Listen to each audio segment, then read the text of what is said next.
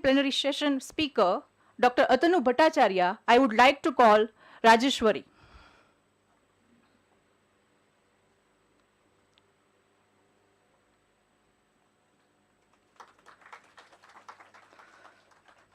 Thank you, sir. To welcome Honorable Registrar, sir, I would like to call Trushali again.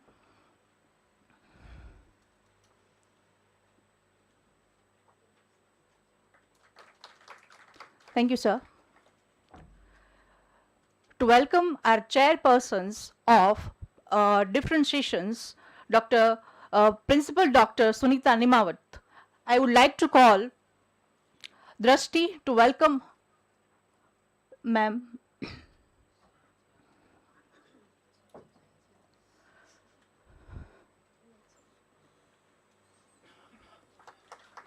Thank you, ma'am. To welcome Principal Dr. Hasmukh Patel, I would like to call Rajeshwari.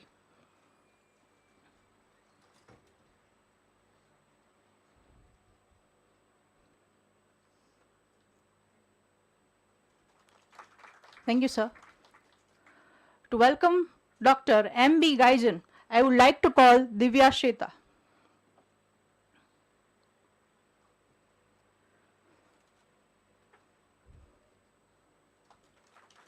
Thank you, sir. To welcome A.A. Khan, sir, I would like to call Vachlatta.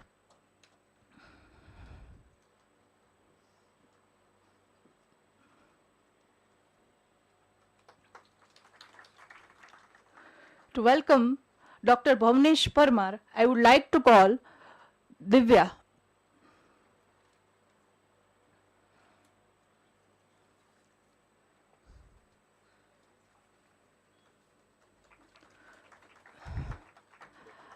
Thank you all. Now, I would now request, yes, sir. Just put this live. Put Avishek sir also live. Yeah, sir.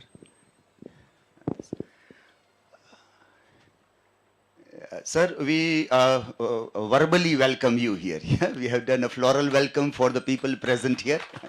Dr. Avishek Parui from IIT Madras has joined us here. Sir, we welcome you, sir. Yes. Thank you very much.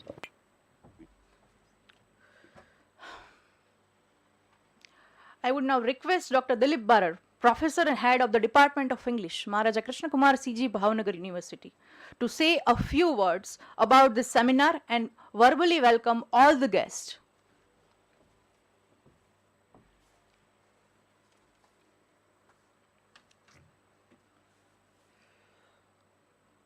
A very warm welcome to everybody present here, and our keynote speaker of the first session, Dr. Avishek also. The very idea of this conference about talking about or thinking about research prospects in English studies, it became something very interesting that this idea struck, and like it seems like we should go on having series of such workshops where we keep on looking at the future prospects of English studies.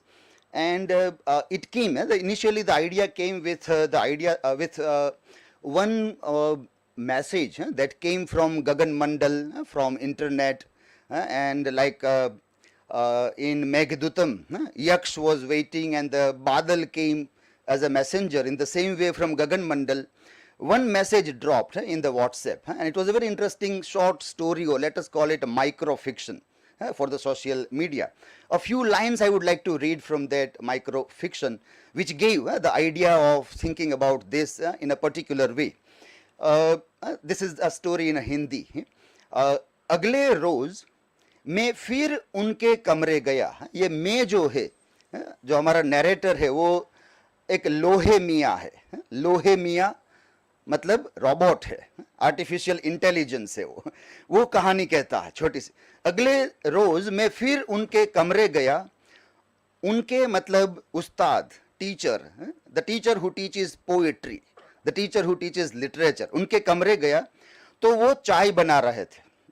वो छूटते ही बोले, आ गए लोहे मियाँ, चाय पियोगे? मैंने हामी भर दी और बोला कि उस्ताद मुझे आपके पास आते इतने दिन हो गए, पर आपने अभी तक ये नहीं बताया कि कवि के लिए सबसे जरूरी चीज क्या है। कवि के लिए, साहित्यकार के लिए सबसे जरूरी चीज क्या है। उस्ताद बता रहे हैं, मेरे हिसाब से तो सबसे जरूरी चीज है स्मृति, memory.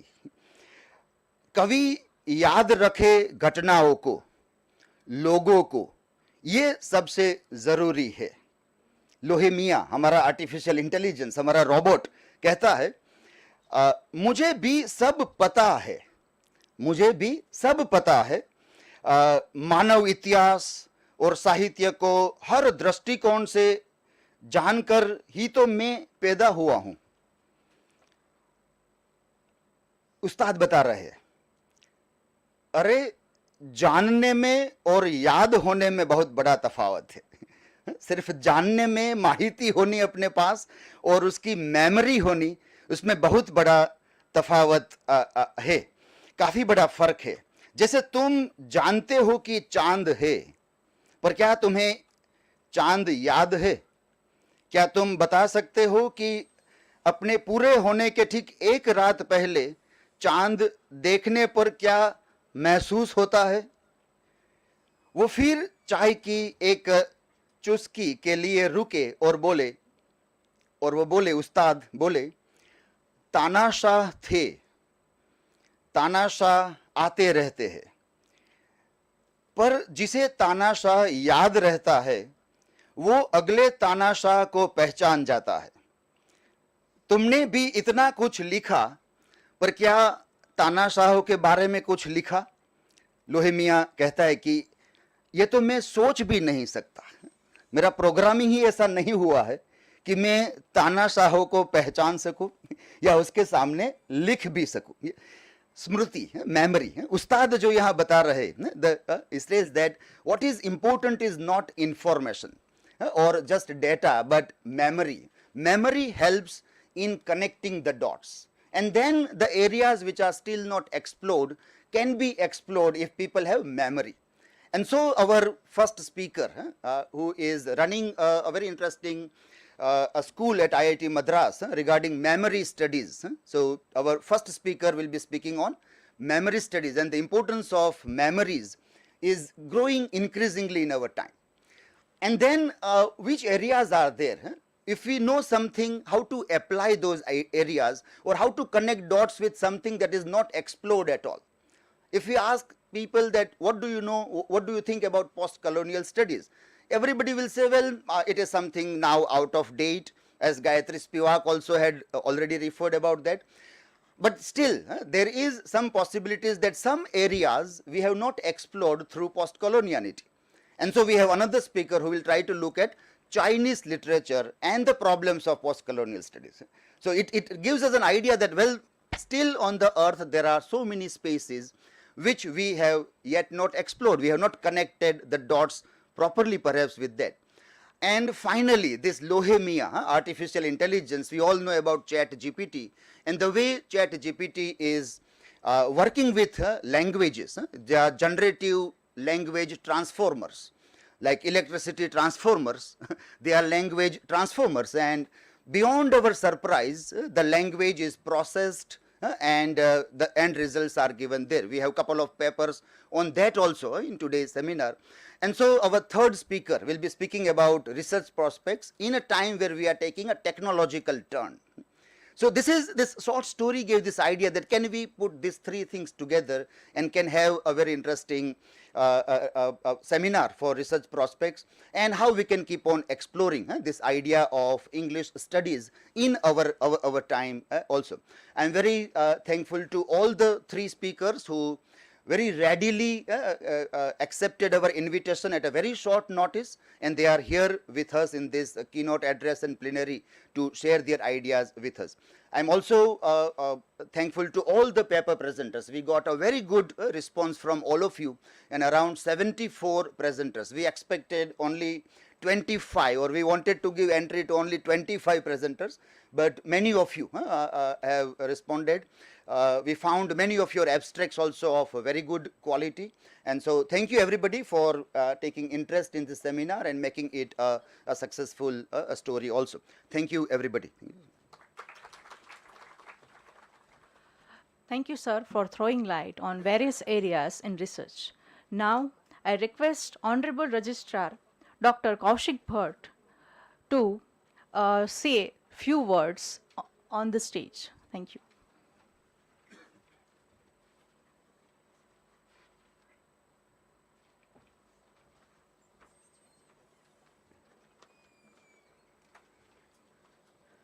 Good morning, all of you. Today is a national seminar on research prospects in English studies. We have dignitaries Professor Parui from IIT Madras, who is our keynote speaker. We have plenary session speakers Professor Ranganathan and Professor Bhattacharya. We have with us our executive council member Dr. Hetalben Mehta, and the faculty is present here, the researchers, participants of this seminar. On behalf of our Honorable Vice Chancellor Dr. M.M. Trivedi, I am here to give you the message for today's national seminar. I hope there will be good participation and active discussion on the different topics here in research prospects in English studies, and I wish that there would be fruitful outcomes of this seminar. Once again, I wish you all the best. Thank you. Thank you, sir.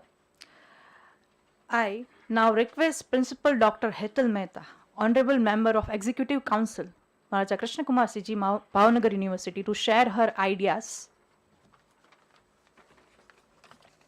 Good morning,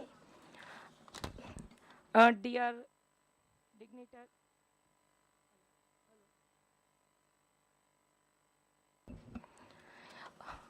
Good morning. A dream you dream alone is only a dream. A dream you dream together is reality. I think this national seminar organized by Department of English in Research Prospect in English Studies is the result of hard work of a dynamic head of English Department, Professor Dilip Barad sir, and team research scholars of Department of English.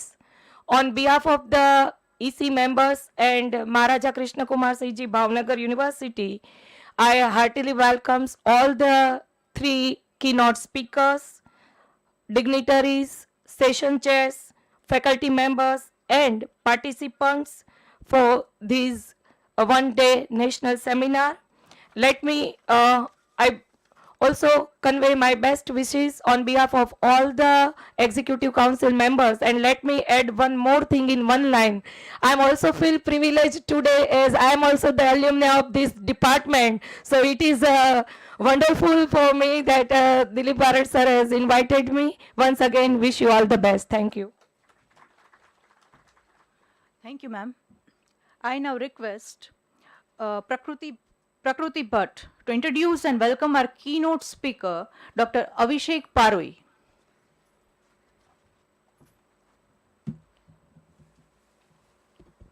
Good morning, all of you. Just to formally introduce Dr. Parui to our attendees here and the dignitaries. Dr. Avishek Parui is Associate Professor in English at the Department of Humanities and Social Sciences, IIT Madras. He is also the Associate Fellow of the UK Higher Education Academy.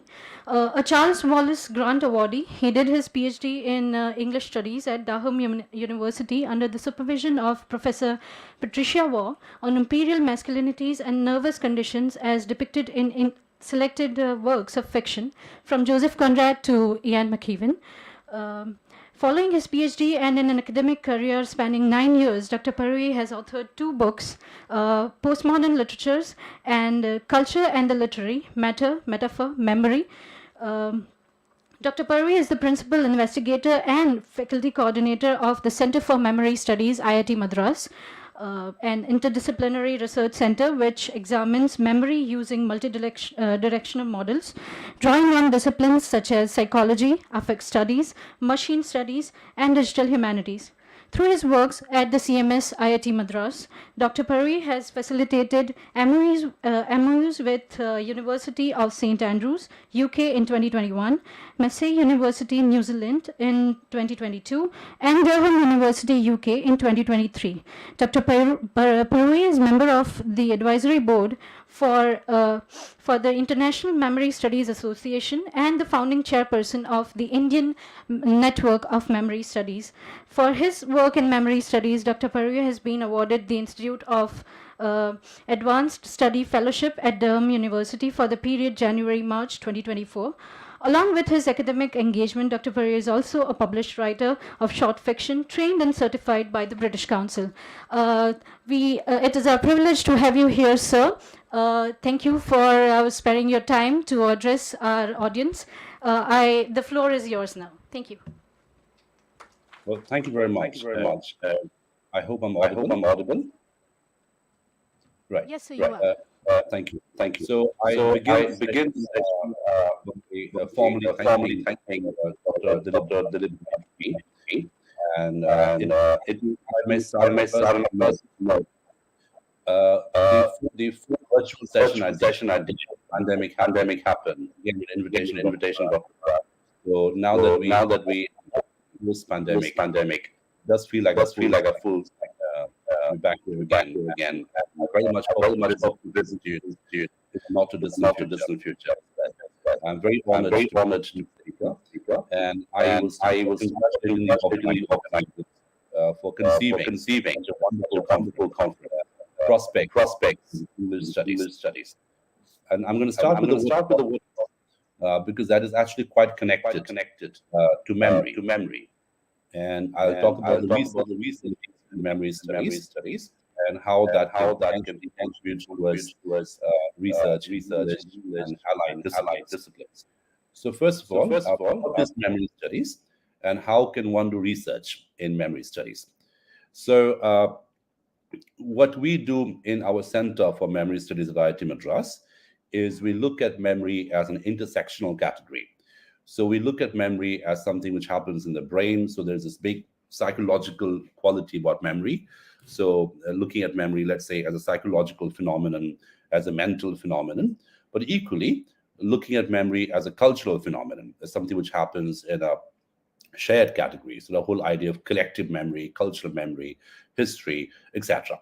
Now, we look at the intersection of these two models of memory, what we call the micro neural model of memory, which is what happens in the brain, and the more macro shared model of memory, which is what happens in the broader cultural space. And how does one connect these two models? Now, the reason why I'm really excited to be part of this particular conference is, again, because of the word prospect. Now, there are two things that I would like to highlight about memory studies, which might sound paradoxical, but actually they're quite connected and they're interesting, and one should acknowledge this paradox right at the beginning, because this will actually significantly shape research in a discipline. The first interesting quality that we find about memory, and this is backed by scientific research, this is backed by empirical evidence, is that the whole process of memory is actually an interplay of remembering and forgetting. I'll say that one more time. The whole process of memory is an interplay of remembering and forgetting. In other words, what this means is forgetting should not be seen as the ontological opposite of remembering, but rather forgetting is a cognitive component of remembering. In other words, whenever you're remembering something, you're also forgetting something at the same time. That's how the brain is hardwired. The brain is designed to forget. In fact, if we lost the ability to forget, and again, notice I'm using the word ability over here, if one loses the ability to forget, then that can have some very complex medical replications, which are quite adverse in quality. So that's paradox number one, that remembering and forgetting are connected categories. So the whole process of memory should be seen as a dialectic, as it were, an interplay, as it were, of remembering and forgetting. Now, the second interesting point that I'm going to raise here, which again might sound paradoxical, but actually is not, and that is the whole idea of remembering is, I mean, it's retrospective in quality. You go back in time, you remember what happened, etc.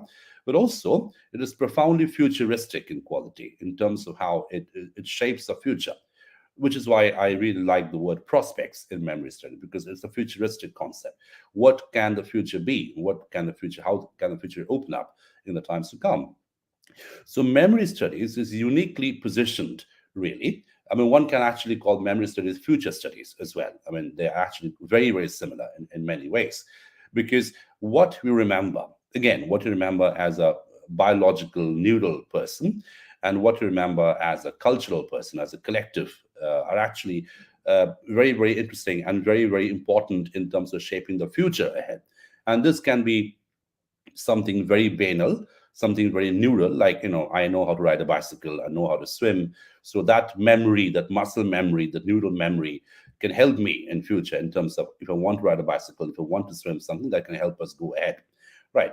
Now, again, at a more sophisticated cultural collective level, I have memory of who I am as a person, as a citizen, as a subject, as an ethnicity, as a linguistic person. And that memory will also help the way in which I navigate in future. I navigate knowledge in future, how I process knowledge, how I interpret knowledge in future, right? So these are the two things I wanted to highlight right away in terms of how looking at memory as an academic discipline, which is what we try to do in IIT Madras in our center, has this really interesting paradoxical conditions, which are actually not paradoxes at all, in terms of how the brain is hardwired to forget when it's making an act of remembering. Similarly, cultures also forget. Every culture across the world is an interplay of remembering and forgetting. So, if you look at the history of any country, so there are incidents, there are events which are commemorated, there are incidents which are remembered, celebrated, mourned, etc. But equally, there are incidents which are forgotten, incidents of equally important nature, which are forgotten, which are pushed into oblivion. And again, one must look at oblivion very discursively, very, very politically, very culturally, etc. Because oblivion or forgetting is never an innocent activity. It is sometimes manipulative, it is sometimes orchestrated, it is sometimes created, but it is very much a part of the remembering package, the remembering narrative, right? So at a neural micro level, as well as at a cultural collective level. So this is how memory works. So in terms of the interplay of remembering and forgetting, and also an interplay of the retrospective and the futuristic. So what you remember will shape the future. So when you go back in time, we are not really going back in time, but we are navigating knowledge about the past in terms of how we can use that knowledge to locate our situation in the present and to shape it in the future, in terms of how it might appear, how that knowledge can be used to forge future identities. And again, future identities can be personal, autobiographical, experiential, existential, but also political, collective, etc. So how a country remembers its past will also profoundly influence its policy decisions in the future. How a person remembers their past will profoundly influence their cognitive decisions in the future, right? So there is this futuristic quality about memory studies at a very fundamental level. Now, which is why this particular conference is so well conceived. I think it's very timely, it's very well conceived. And I was particularly struck when Dr. Barad was mentioned the story. It's such a fascinating story at the beginning. This dialogue, as it were, it almost had a platonic quality to it, that dialogue, and I was amazed at it. I must ask him to send me the reference later. The whole idea of a conversation between a teacher and a student, the student in this particular case is a robot, and what a beautiful name for the robot as well. And this whole idea of what you know and what you remember, and the distinction between the two is exactly what makes a human unique at a certain level. The robot can be packed with information, the robot can be packed with data, but can it actually remember in a way that the human brain remembers? So we don't know the answer of the question yet. But what we do know is that a human memory is a very complex activity. So what we do in memory studies is we define memory as a verb, not as a noun. It's a bit like what Judith Butler does with gender, right? So gender as a verb, gender as a performative category, gender as an iterative category. So we do something similar with memory in our center as well. So memory is not a static ontological condition, but rather memory is a dynamic performative condition, something which keeps performing things, something which keeps constructing, reconstructing, deconstructing things. And as you can imagine, I'm already using the vocabulary of post-structuralism. I'm already borrowing that vocabulary, as it were. And there is a very interesting connect between memory studies and critical theory, memory studies and post-structuralism, etc. So it's the whole idea of looking at memory as an act of reconstruction. And those of us who have spent some time doing critical theory, those of us who have spent some time in literary studies and literary theory would know that every act of reconstruction entails an interplay of deconstruction and reconstruction, right? So it's a deconstruction and reconstruction together. Now, interestingly, the word reconstruction is also used in the scientific research about memory today. So more and more scientists are looking at memory not as an act of remembering, but rather as an act of reconstruction. And I'll just mention one scientist that I think is absolutely fascinating. And I think literary scholars should also read this person's work. And the name of the scientist is Joseph Ledoux, L-E-D-O-U-X, Joseph Ledoux. Now, Ledoux is famous for his work on anxiety, and I'll talk about anxiety in a minute. But what is also interesting in is looking at memory through a different model, and that model is the reconsolidation model of memory. So what is the reconsolidation model of memory, and how does it connect to literary studies? How does it connect to cultural studies? Now, according to Ledoux's model of memory, this reconsolidation model of memory, what we remember is not the original event, the original memory of the event. Rather, what we remember is a last remembered version of that event. I'll say it one more time. What we remember is the last remembered version of the event. Now, what that means is every act of remembering is a slippage from the original event. So when you're remembering something, you remember the template you're drawing on is the last remembered version. And then you remember it. So that becomes the next template, which will then be drawn on. So as you can see, there's a profoundly post-structuralist quality about how this definition of memory works in terms of how it is slipping away all the time. Now, coming from a scientist, this is actually very interesting because this really allows us to connect the vocabulary of memory studies in scientific research with the vocabulary of critical theory, post-structuralism, etc. And that's definitely one direction that literary scholars like ourselves can take, looking at this idea of reconstruction, reconsolidation, etc. And again, the fundamental point about how every act of remembering also entails an act of forgetting. And also every act of remembering is also an act of future formation. It's not just about a retrospective reconstruction, but also how to use that reconstruction to forge the future ahead at a collective level as well as at an individual, personal level. So there is that post-structuralist critical theory convergence that we can already identify. There are works of Ledoux, and there are many other people that I can think of. Now, the other thing, and I'm again borrowing from what Dr. Barad was mentioning at the beginning, this conversation between a robot and a person. And he was also mentioning post-colonial theory.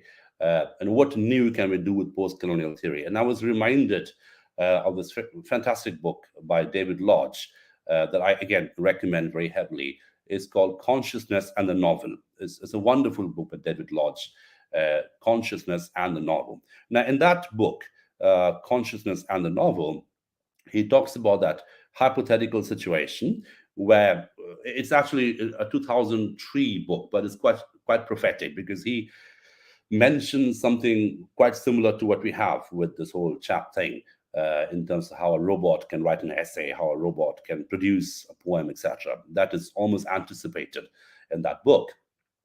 There is an episode in that book where a graduate student who has read Tempest, who has read Shakespeare's Tempest, and a robot is also fed that particular text by Shakespeare, Tempest, and both are asked to write a post-colonial criticism of Tempest, right?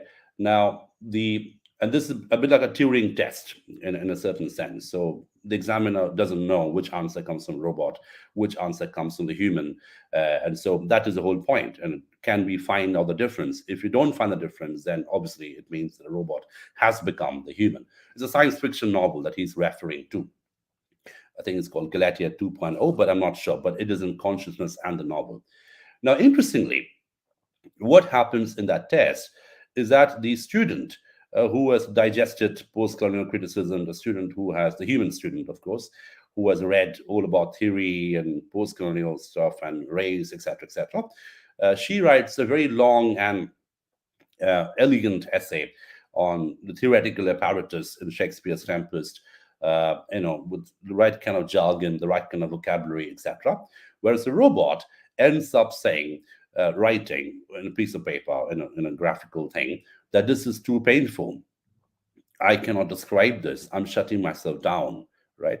And that is the answer of the robot. Now, it's a science fiction novel, it's a hypothetical novel, it's a futuristic novel. But the point that I want to raise here is we have a robot here, hypothetical situation, which actually cannot put language to feelings, and it is a more feeling response compared to the human response. The human response here is more jargon heavy, more academic, more vocabulary based, the right kind of rhetoric, etc. Right? Whereas the robot response is something which is more feeling, which is more experiential in quality. So it talks about the pain, it talks about alienation, etc., and it shuts itself down to a certain extent.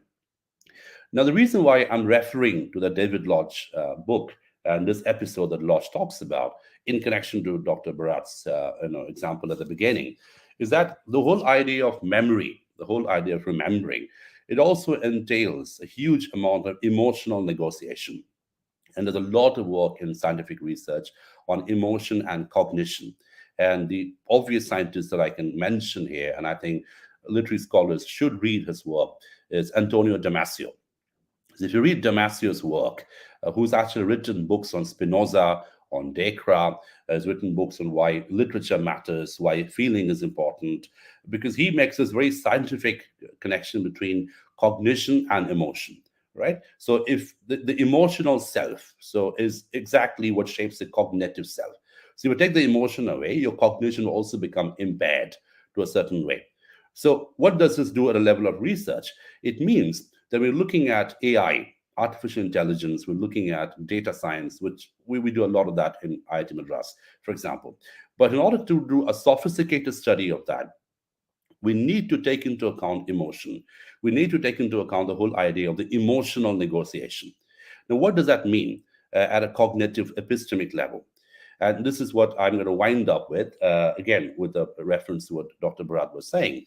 The whole idea of memory, in terms of remembering something, it also requires an acknowledgement of uncertainty, an acknowledgement of ambivalence, right? And this is interesting, and this is very, very important, because we look at ambivalence over here not as confusion, we look at ambivalence not as irresolution, but ambivalence as a situation where both valencies, so ambivalence, both valencies can be equally and simultaneously valid. And you're not decided on which valency to go for, right? So the human brain can be ambivalent when it talks about memory, when it remembers something. So ambivalence becomes an epistemic category in a certain way. And this is where literary scholars such as ourselves can come in terms of looking at artificial intelligence, in terms of looking at AI and data and everything else, big data, small data, etc. Can we have a robot which is ambivalent? Can we have an AI machine which is ambivalent, which is uncertain, right? Now, we don't, right? So the whole idea of a robot is certainty. It's an industry of certainty in a certain sense. You encode the data in such a way, you pack the data in such a way, it'll keep producing certain answers. It'll keep producing predictable patterns in a certain way. But what about unpredictability, which is a very important notion in memory studies? What about ambivalence? A very important notion in memory studies. And lastly, I'm going to end with this bit, and again, a reference to Joseph Ledoux, a neuroscientist that I mentioned earlier. The idea of anxiety, right? So again, if you look at a robot in a certain sense, and I'm thinking about Dr. Barad's reference and also the David Lodge novel, the whole idea of anxiety, right? Can we have an anxious robot? Can we have a robot or an AI machine which is anxious? We don't, right? Now, why is anxiety important? We normally think of anxiety as a bad thing, as something which makes you lose your sleep, as something which makes you, stressed, etc., etc., etc. But if you look at the neuroscience of anxiety, and this is again where literature can come in a very interesting way. Uh, Ledoux has got a book called Anxious, and I recommend it very, very heavily. Joseph Ledoux, the book called Anxious. It talks about how modern life, modern self is so anxiety driven, etc. But it also looks at anxiety as an evolutionary category. He said that a human brain is very sophisticated, and the reason why it is so sophisticated, the reason why it is, let's say, belongs to the higher primate with the very sophisticated set of neurons, is because we have the ability to be anxious. Now, notice the word ability over here. Like I used the word ability for forgetting earlier as well. We have the ability to be anxious. Now, why is it an ability? And Ledoux has a beautiful definition of anxiety, which I think is almost poetic. And again, this is how we can connect so interestingly with our literary studies as well. He says the following, that anxiety is a price that a human brain has to pay for its ability to anticipate the future. I'll say it one more time. Anxiety is a price that a human brain has to pay for its ability to anticipate the future. Because, again, look at the futuristic quality over here. So the reason why we're anxious is because we have the mechanism, the cognitive neural mechanism, which can create several situations in the future. So will I succeed? Will I fail? Will I succeed or fail? Will I succeed and fail? So all these different scenarios can be created, can be projected into the future, which is why we're anxious today, because we don't quite know what's going to happen in less than 2 days to come, etc. If we have a big assignment, if we have something existential, professional, etc. So that is where anxiety comes in. But at a fundamental neural level, it requires a very, very sophisticated neural mechanism, which allows the brain to project different scenarios in the future, right? And we are anxious because we can project the future, but it's the price the brain has to pay for its ability to anticipate the future. Now, why am I using the word anticipation over here? I'll end with this note. I look at memory, the whole idea of memory, not just as an act of retrospection, but also an act of anticipation. What we remember, how we remember, doesn't just allow us to go back in time. I mean, that's obvious. But why are we going back in time? We're going back in time because we can't physically go back in time, right? We're going back in time, at least we have this simulation of going back in time, just so we can anticipate the future in a better way. Now, literary studies, let's just come back to this one last sentence. Literary studies, with this whole interplay of, let's say, reality and imagination, we look at fiction, for example. What is fiction? Fiction is an interplay of reality and imagination. It's a recognizable world. You know the furniture, you know the place, you know the landscape, but it doesn't exist. So there is that very complex interplay of reality and imagination. Fiction, at a very cognitive level, is not just an act of representation. Fiction is also an act of anticipation. And that's a new definition of fiction I think we need to espouse in literary studies, whether we're looking at post-colonial fiction, whether we're looking at brain fiction, speculative fiction, anything, right? When we look at fiction, it's not just an act of representation, representing reality. That's fine, we know it. But also, it trains us to anticipate reality in a very interesting way. So a competent reader of fiction will be able to not just represent reality, decode reality. The act of decoding will also allow the human brain, the subject, the reader, to anticipate it better, to anticipate what is to come, both in the pages of fiction as well as in the landscape we call life. Thank you very much for the invitation, and I wind up with this. Thank you. Thank you so much, Dr. Parui, for this insightful session. I have some key points to note from your address.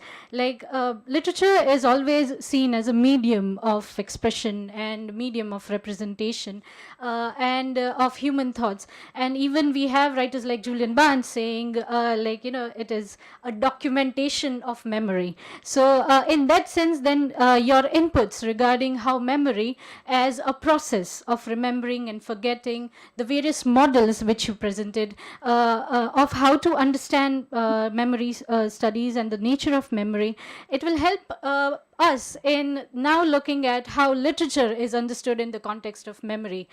So that is very interesting, and thank you so much for this. Now, if from the audience we can have 2 to 3 questions. If anyone wants to ask.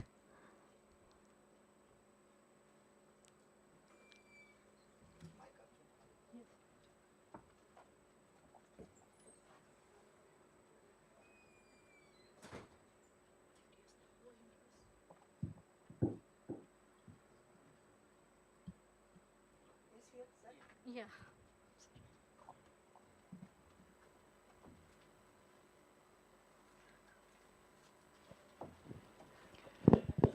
Dr. Padu, Right. Hello. Dr. Padu, this is Atanu Bhattacharya.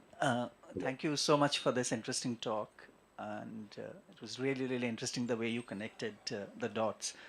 I was just wondering when you talked about the regimes of certainty and the regimes of uncertainty in terms of memory studies.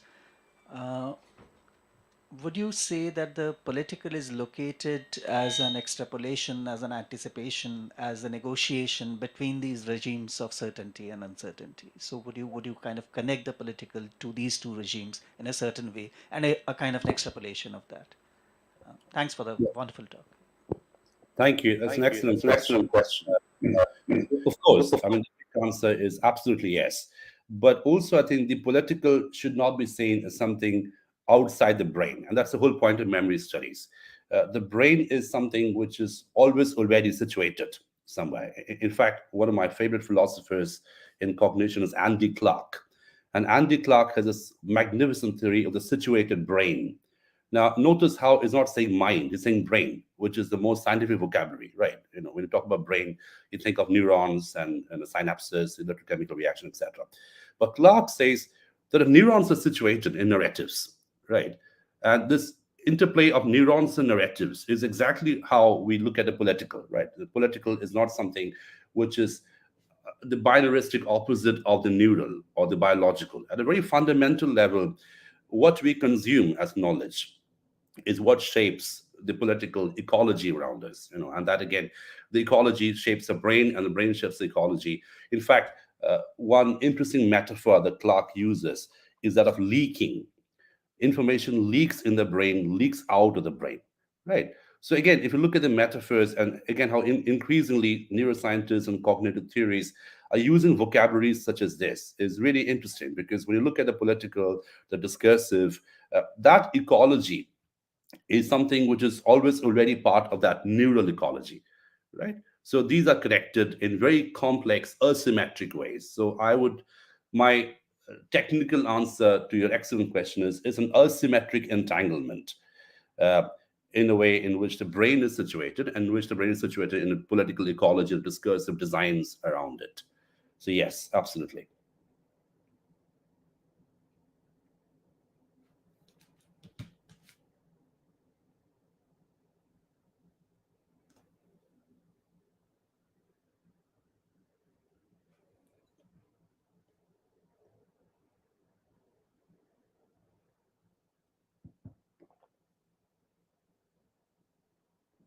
full session with you, and we came to know a lot about the functions of memory.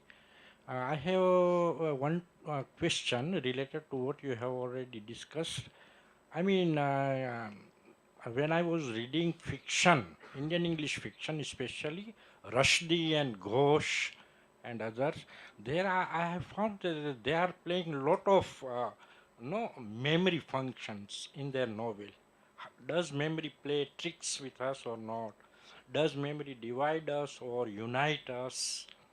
Cultural memory, cultural amnesia, and so on. So I think memory is also selective in some way, in some ethnic groups, when we take into consideration. So can memory be selective, or can memory divide us or not? Right. Thank you. Again, it's an excellent question.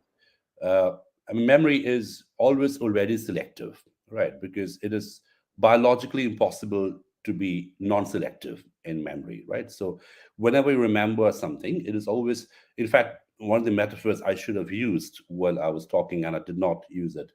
It's always a bit ironical when you forget things in a memory studies session, and I do that all the time. But the metaphor of chunking, right? So chunking is an important metaphor. It's used by neuroscientists as well. So the point is, whenever you remember something, you chunk in certain information, right, in a convenient cluster. But what it also means is you are chunking out certain information. And these things have a temporal quality. Let's say if someone were to ask me, what happened on 5th March 2023, if that question is asked to me today, so I would say, well, I woke up in the morning, I had coffee, I prepared for a session, and I'll give a very detailed description of what exactly happened. But if that question were to ask me, let's say 1 month later, I'll give a more chunked information. 1 year later, I'll probably just say I delivered a keynote in a really magnificent conference. So what is happening is, with the passage of time, it is getting more and more chunked. So memory at a very neural level is an act of chunking. Is the brain is a biased machine. It is hardwired to be biased. It is hardwired to be selective. It is designed that way, right? It is hardwired to forget. It is hardwired to leak and slip out information. Now, your question is fascinating because what happens if we take this model at a collective level? Historical memory, amnesia, collective memory, etc. And you refer to writers such as Rushdie and Ghosh, and one can think of many others as well, who are depicting it. Now, there, the whole idea of cultural amnesia becomes interesting because every culture forgets, and every culture must forget. And sometimes the forgetting is manipulative, sometimes the forgetting is coercive in quality. If you read, for instance, Milan Kundera, the magnificent book, The Book of Laughter and Forgetting, that he writes, where it talks about post communist Czechoslovakia, where forgetting becomes almost a violent activity. You have to forget. And forgetting can also become an act of resistance. I don't want to remember that trauma. I don't want to remember that traumatic event, that regime. And my not remembering it as a generation becomes an act of resistance, political resistance. And this connects to the earlier question as well. How can forgetting be political as well, right? You forget because you don't want to represent it anymore. You don't want to remember it anymore. You've dismembered it. So that can also be an act of resistance.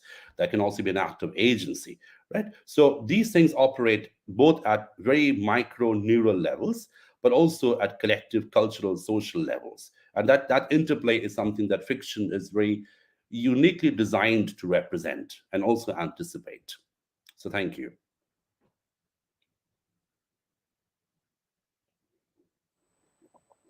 Thank you, sir. We have one question from an online attendee here. It's from Dr. Minakshi.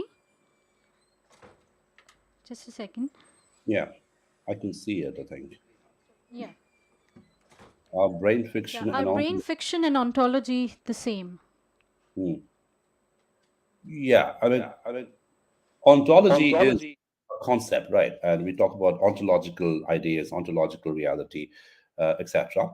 Brain fiction, one can look at brain fiction in two different ways. Brain fiction can be a fiction about brain. There was this interesting genre which emerged around 2001 to the neuro novel. Lots of writers writing about neurons and neuroscientists, etc. Ian McCohen has got this fascinating book called Saturday. So there is that fiction, classified fiction, talking about the brain, right? But also, in a certain interesting way, the brain is also fictional. When you talk about the brain as a neural net that does things which are very similar to fiction in many ways. It is always integrating information and imagination. So every act of remembering is also an act of imagination, anticipation, projection, right? So that constant interplay of information and imagination, you use things that you know, We use the templates that you know, the epistemic templates that you know, and those templates become ways in which we can imagine and move ahead in time. So that itself is an ontological category, but also it's a performative category, I think. So I would push a little bit beyond ontology and say it is quite performative as well, and which is why I look at memory as a verb, as a dynamic process, a dynamic activity, an activity which is, to use a technical term, an activity which includes encoding as well as erasure, right? So encoding is how you encode information, which becomes memory, which becomes history, which becomes textual transmission. You read history in books, you know about, etc., etc. So encoding can be a collective activity, but also erasure. Certain things are erased away from collective memory, not read in history books, not shown in films, not shown in documentaries, etc. So that interplay of encoding and erasure is not just ontological. Of course, it is ontological, but also it is performative in a certain way. So I would push a little bit beyond ontology. Thank you. Thank you, sir. I guess, yes.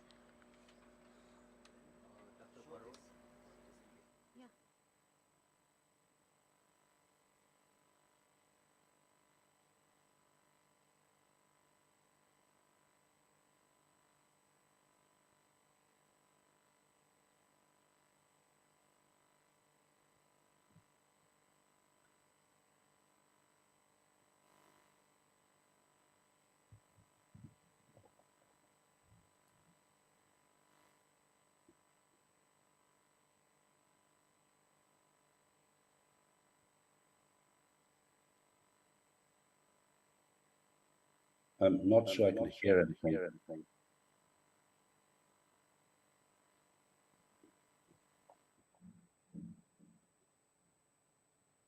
Thank you for a brilliant talk. I'm Balaji Ranganathan. Thank you. What interested me was, your take from the idea of screen memories with Freud, and you moved on to the idea of intersectionality and memory. Yes? I noticed when you're talking about the idea of the collective, how would you look at Jung and the nature of the unconscious, number one?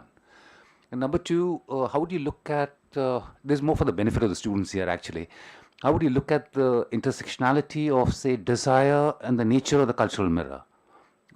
In the act of abrogation, in the act of denying the past and accepting the past, actually. Thanks. Right. Thank you. It's a fascinating question. Jung is absolutely central. See, these figures, Freud, Jung, it is easy to dismiss them today as non-scientific, and that's the fashionable thing. But if you actually read serious scientific works on, they actually quite acknowledge very heavily the indebtedness that modern psychology has in Freud and Jung. And the key thing is what you exactly said, the unconscious. Because no matter how much we dismiss Freud today as speculative, etc., he was one of the first figures really who sort of intersected this idea of the scientists as well as the cultural theorists in a certain way, who looked at the unconscious as a serious epistemic category. And that is something which we know today through science, that a large part of what we are is actually unconscious.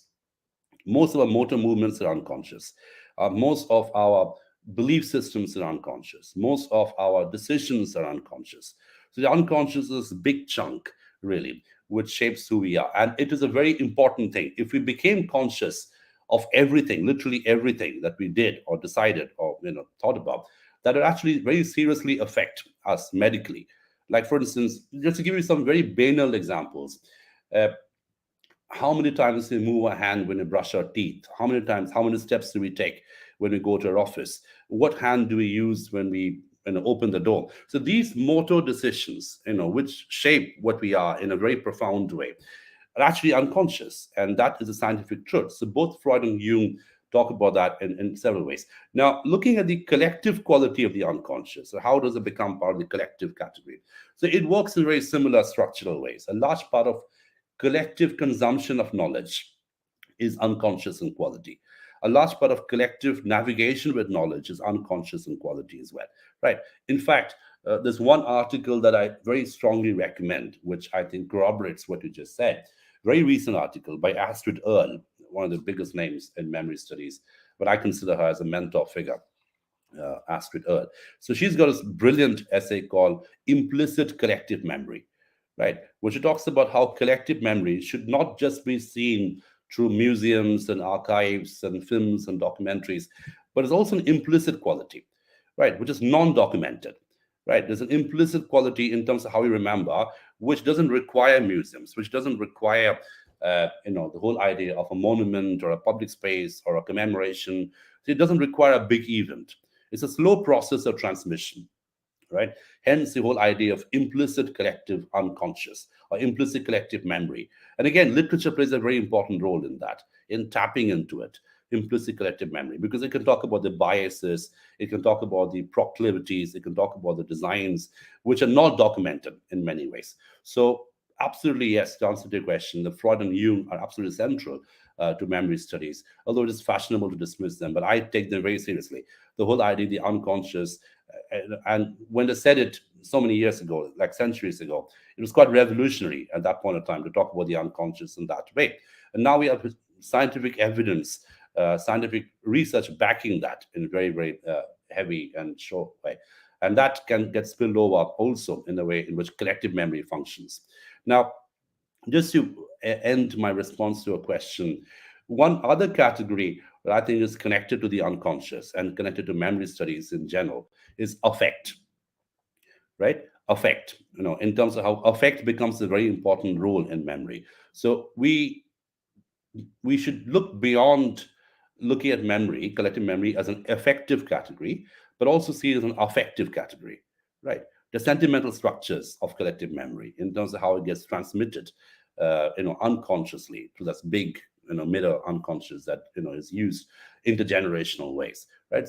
And that affective quality of collective memory can be contagious in quality. Contagion is a very important thing in memory, how it passes on through intangible ways, not through monuments and markers and memorials, but in intangible ways. So very much a Jungian process, very much a Freudian process. And we have, recent research in memory studies by Earle, who talk exactly about that, implicit collective memory. So thank you very much. That's an excellent question.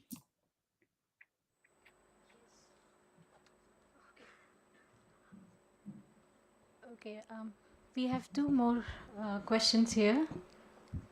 Yes, if you can speak up.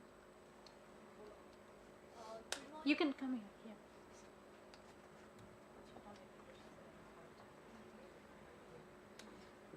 Yeah. Good morning, sir. Morning. You have said that anxiety is a price that human pays to anticipate the future, but we as the young blood are always consciously or unconsciously consciously are suffering from the anxiety. So would you please guide us how to transform it in a positive way or in a driving force? Thank you. Well, I can assure you, we older people are equally anxious, right? It is not just about, I completely understand what you said, but the older you grow, it doesn't get better. That is the bad news. So you probably think that, at this age that you have now, you are uniquely anxious, and you are uniquely anxious. But, the older you grow, it just gets worse and worse. So that's the bad news. But the whole point is, it is very much part of the evolutionary mechanism. It is not unique to a certain age or a certain generation. Every generation thinks it's uniquely unconscious. I said the same thing as you did 20 years ago, maybe, right? That we are uniquely unconscious. We have this entire, system around us, which is making us unconscious, but, anxious, not unconscious. So anxiety has been part of how we have evolved since the beginning of time, how we invented the wheel, made fire, moved on from the cave to agriculture, from agriculture to harvesting, from harvesting to the whole idea of money and creating capital, etc., to what we are today. The shapes have changed, the designs have changed, technology has changed, the machines have changed, but anxiety has been a very important role in terms of how we have recognized reality. And see, let's look at anxiety as and I use the word epistemic, and I'll use it one more time. Anxiety not just as an existential category, but as an epistemic category, right? As something which helps you look at the world, through the anxious lens, right? Now, that epistemic category can actually help us interpret things in ways which are unique. So when you're anxious, you're looking at reality. When you're anxious, you're looking at a text. You're anxious, you're looking at a situation, emotional situation, an affective situation. That can open up different kinds of readings, right? So that again, that is very evolutionary in quality. If we are not anxious about how to protect ourselves from thunderstorms millions of years ago, we would not have built houses. If you're not anxious how to run away from the nearest predator, we would not have built a wheel. If you're not anxious how to keep ourselves warm when it was cold and inimical and our babies were getting killed because of that, we would not have invented fire, right? So anxiety has been part of the invention mechanism, and from a very early stage, right? So scientists have been anxious, inventors have been anxious, and of course, people like you and me, we are also anxious. So my technical response to your question is, anxiety is not unique to a generation. It is not unique to an age. It has been a very integral component of an evolutionary mechanism since the beginning of time. And if I may put it this way, a large part of what we are as humans, as a higher primate, as Homo sapiens, is dependent on our ability to be anxious. If we lost that ability, we will lose the ability to innovate. It might sound paradoxical. Innovation requires anxiety, right? Inventions require anxiety. If we stop being anxious, we would be stagnant. We wouldn't move on in time, right? We will not be able to reinvent the wheel or innovate something absolutely new. Paradigm shift happens from anxiety. Revolutionary things happen from anxiety. So it's not necessarily a bad thing. I completely understand what you're saying about the experiential quality of anxiety. And like you said, it gets worse with age. Dr. Barad will agree with me. It doesn't get better. The older you grow, there are different kinds of anxieties which come into being. But let's look at it as a scientific evolutionary mechanism. It is just what makes us unique. It's a price we have to pay to be the unique higher primate. Thank you. Not a question, but just a reminder that like our students are studying Julian Barnes, The Sense of an Ending or The Only Story. Now these are all old narrators and they are full of anxieties. So it gives an idea, like many of our students who are studying this, they will get an idea that memory studies and Julian Barnes can be something that Milan Kundera also was mentioned here. So that can be an interesting idea for the future research prospects also. Thank you. Thank you, sir. And also Joseph Conrad. Conrad is really memory stuff. Thank you so much. I would like to apologize that now we won't be able to entertain any questions due to some time constraints. But thank you so much, Dr. Parui, for joining us and sparing your time with us and your insightful session. I guess a lot of implications and a lot of key points are also there for people like us working in the fields of generative literature and digital humanities. So, and how memory is understood therein. So that is also quite interesting there. Thank you so much. I would now like to invite Ms. Alpa to proceed with the sessions. Thank you very much. One of the session chair has just joined us. I would like to invite volunteer Himanshi to welcome J.A. Khuman sir.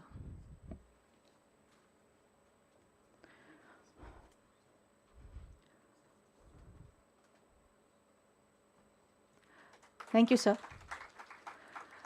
We would now proceed with the plenary session. The first plenary session is by Dr. Balaji Ranganathan. Professor Balaji Ranganathan is the chairperson of the Center for Comparative Literature and Translation Studies at the Central University of Gujarat. His areas of interest are Asian studies, interpreting early India political psychoanalysis, colonial history, early Indian scriptures, studies, Indian numismatics studies. He is currently working on early Indian nationalism in Europe and early modern Indian art. His current publications include The Kheda Satyagraha and Gujarat Sabha. Another, The Evolutionary Trajectory of Rashtra. Another one is Jurisprudence in Pre-Modern India. I would now invite Dr. Balaji Ranganathan on the stage.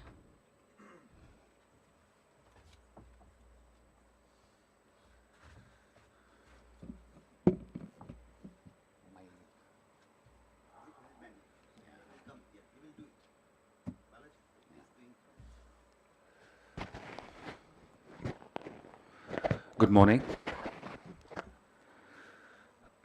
I would like to thank the Department of English here at Bhavnagar University and Professor Barad for having organized this and for having invited us here. Well, I come from the department, a Center for Comparative Literature, from the discipline of comparative literature. So it's how should I put it? I constantly face a disciplinary pressure when I speak. In the sense, I don't function too much within the larger constraints of nationalistic literatures and so on and so forth. So a lot of work that I do would be, because I work with early modernity, colonial early modernity, and work with art and representation, especially in an archaeological sense. I work with that with early India. But this entire talk that I am trying to bring in today, it just came out of a new course that I'm teaching. In the sense, I'm teaching a course on the modern Chinese novel at my center. And let's say a few of my students who came in, they came in with a master's in English, not a master's in comparative literature. And we had a very interesting discussion as to how would we look at the nature of the postcolonial. And is it possible for us to look at the idea of the postcolonial within say, it's being looked at within the literatures of the global south, yes. But can we look at, how do we look at it with emerging literatures, say, because there's such a lot of Asian fiction that's happening within the discipline of English now. So you have Japanese novelists coming in, you have West Asian, you have East European novelists coming in. So how do we look at it? And this problem actually came in a major way because specifically looking at China, and there's huge output of Chinese literature that's coming in within translation, and remember there are 2 Nobel laureates already who have been awarded there. How do I look at the nature of the postcolonial there? Because China has been occupied, yes, but it's never been colonized. Yeah. So how do I understand their take on postcoloniality, and how do they view themselves within this new order that's happening? The new order, of course, is globalization that's happening, and at the same time, paradoxically there's a resistance to globalization, and that's emerging within your banal nationalisms and so on and so forth. I'm not too fond of nationalisms per se. Yeah. There's always a problem with it. But on the whole, mainly because, this is a new emerging field of studies, Chinese studies, and geopolitically important today. Yeah, so my talk will be intersecting international relations theory to some extent. It's going to crisscross postcolonial studies, somewhere to bring about an idea as to how can we look at it. Can we look at it within the nature, or rather, how does China view itself within this entire ambit of postcolonial theory? Now, because there's a long series of slides, so I'm not going to look at it too much, because what we understand is, if I just look at modern China and a few pointers, we understand it collapsed. The Chinese monarchy, the Qing dynasty collapsed by 1912. You had this civil war that happened between the National Kuomintang and the Chinese Communist Party that began in 1927. You had the Japanese invasion of China in 1937, which started the Second Sino-Japanese War. Yeah, and by 1945 you had the end of the World War, and the Japanese forces left China in 1945, and which was ultimately filled up by the Chinese Communist Party, the CCP, and the Kuomintang. And by 49, the civil war ends, and you have the division of Chinese, the territories that are happening, and you have the Kuomintang-led ROC government, which moves to the island of Formosa, which is Taiwan today. And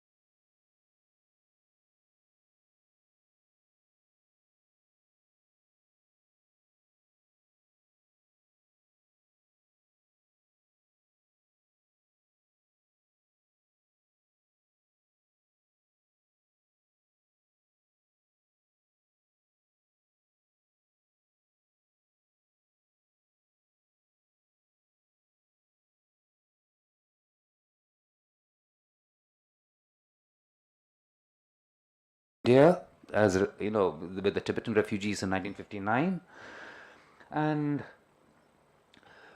it's only after 1978, specifically after Mao, that you have the change, what you understand as modern China happening, and it's happening through three distinct leadership periods in China. So, the Zemin period, the Zhentao period, and the Xi Jinping period, the present one. Each has its own different characteristics, all right? So if I'm going to read writing at each of these periods, they're going to function in a very different way.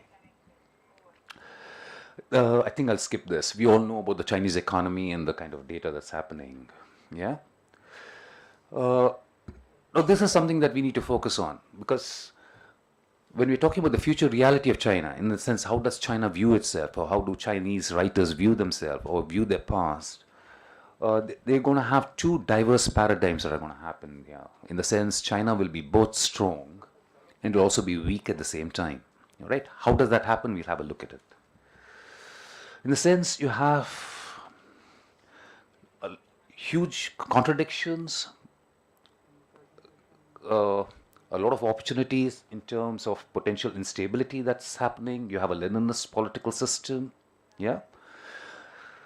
You have a lot of distortion that's happening within China today, remember, state intervention, huge amount of debt, corrupt practices, number of things that are going wrong, massive internal migration problems. So if you read very, very contemporary Chinese literature, it's going to talk about this entire migration problem that's happening, yeah? So I was looking at this particular article. Yeah, I'll be looking at two articles actually. One is Martin Jacques and the other is John Mason-Mears, China's Unpeaceful Rise, before I move on to how does one look at it. This was this article that he wrote when he said China rules the world, the end of the Western world and the birth of a new global order, where he is offering an argument that somewhere the West has been constructing China. I mean, it's a post-Scythian kind of a view. It's been constructing China, but there's a new global era that's happening with China and other non-Western states at the center, all right? And the key aspect of his argument is there are multiple paths by which China can be looked at in terms of development, in terms of modernity, the idea of global order, yeah? And he goes on to say that somewhere China's modernization, and it has its own vision of an international system. Yes, so they're extremely distinctive, and they need to be understood and appreciated on their own terms. So in the sense, it's not going to be the unipolar U.S. look at how the new world order has to be created and so on and so forth. Yeah, and he presents 8 elements by which you could look at it in terms of perspectives and correctives. In the sense, his argument is he's looking at it in terms of cultural continuities when he's analyzing China. In the sense, how do I look at, how do the Chinese look at the ancient past, and how do they look at the future? In the sense, see, the moment we talk about globalization, the moment we talk about post-colonial studies, it's always going to be a West-oriented look at yourself, at Asia. Yeah, a Eurocentric vision that's happening. Though there have been correctives. I mean, Said tried to correct it. Edward Said did try to correct it.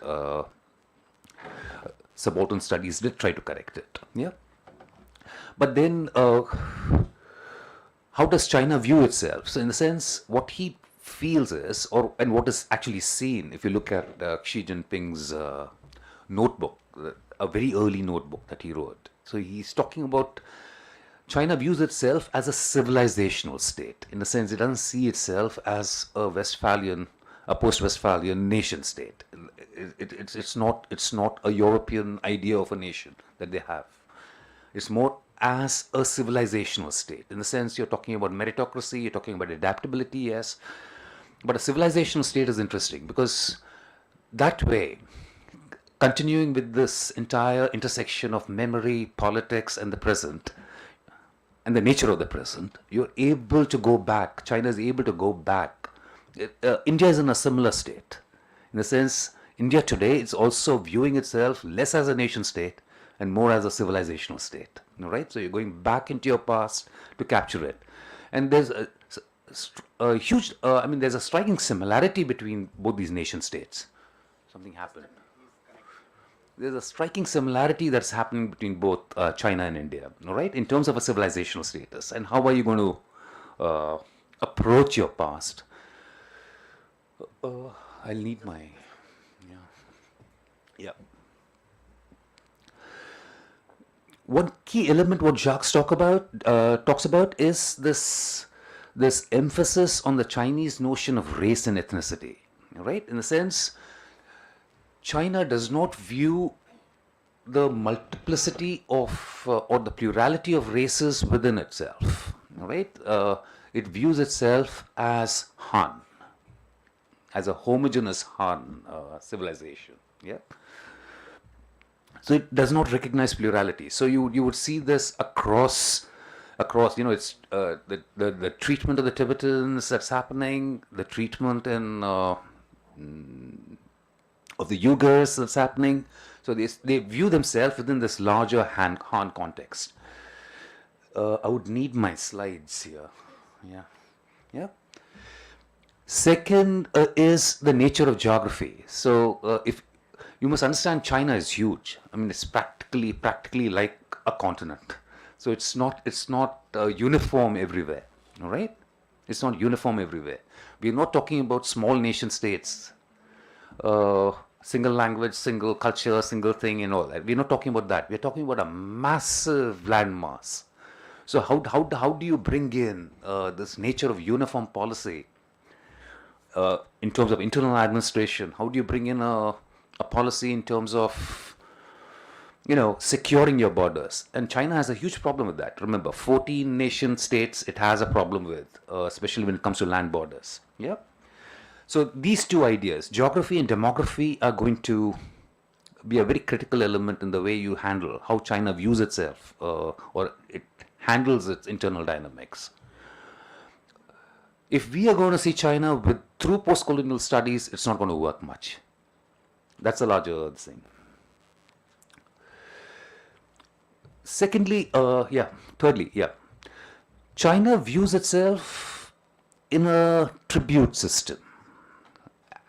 As a massive civilizational state, it's not going to view itself, or it's not going to look at the neighboring nation states as nation states itself. It views itself as a tribute. In the sense, the neighboring nation states would be termed as vassals to this larger order. So it has to be the Chinese order at the center of it. That's your rise of your Asian century. That's what China is talking about. But what Jacques mentions is this entire projection of China as this central power in Asia that's going to come out is not only because of the size of China, but it's also because of its own different traditions. And China has had a constant discomfort with the way the West has structured international relations. That's his argument. In fact, he's going to see China's rise as extremely disruptive. And this is something that John Mason-Meyer, with this critique of the US policy making, specifically with China, and I mean, he analyzes it beautifully, I'll talk about that also, is going to be extremely disruptive. In a sense, Jacques here is going to be at a variance with the Chinese commentators. In the sense, he doesn't actually predict this clash of civilizations that Samuel Huntington was talking about. But what he sees is fault lines in the way Chinese and the West are going to perceive, or how are they going to construct this new global order. That's the thing. Yeah. Some of this you might find with Moyan, when you're reading novels of Moyan. We'll come to that. So what are we looking at when we say governance perceptions with the Chinese? You have this idea of a civilizational state. You have this vision of a tributary state system.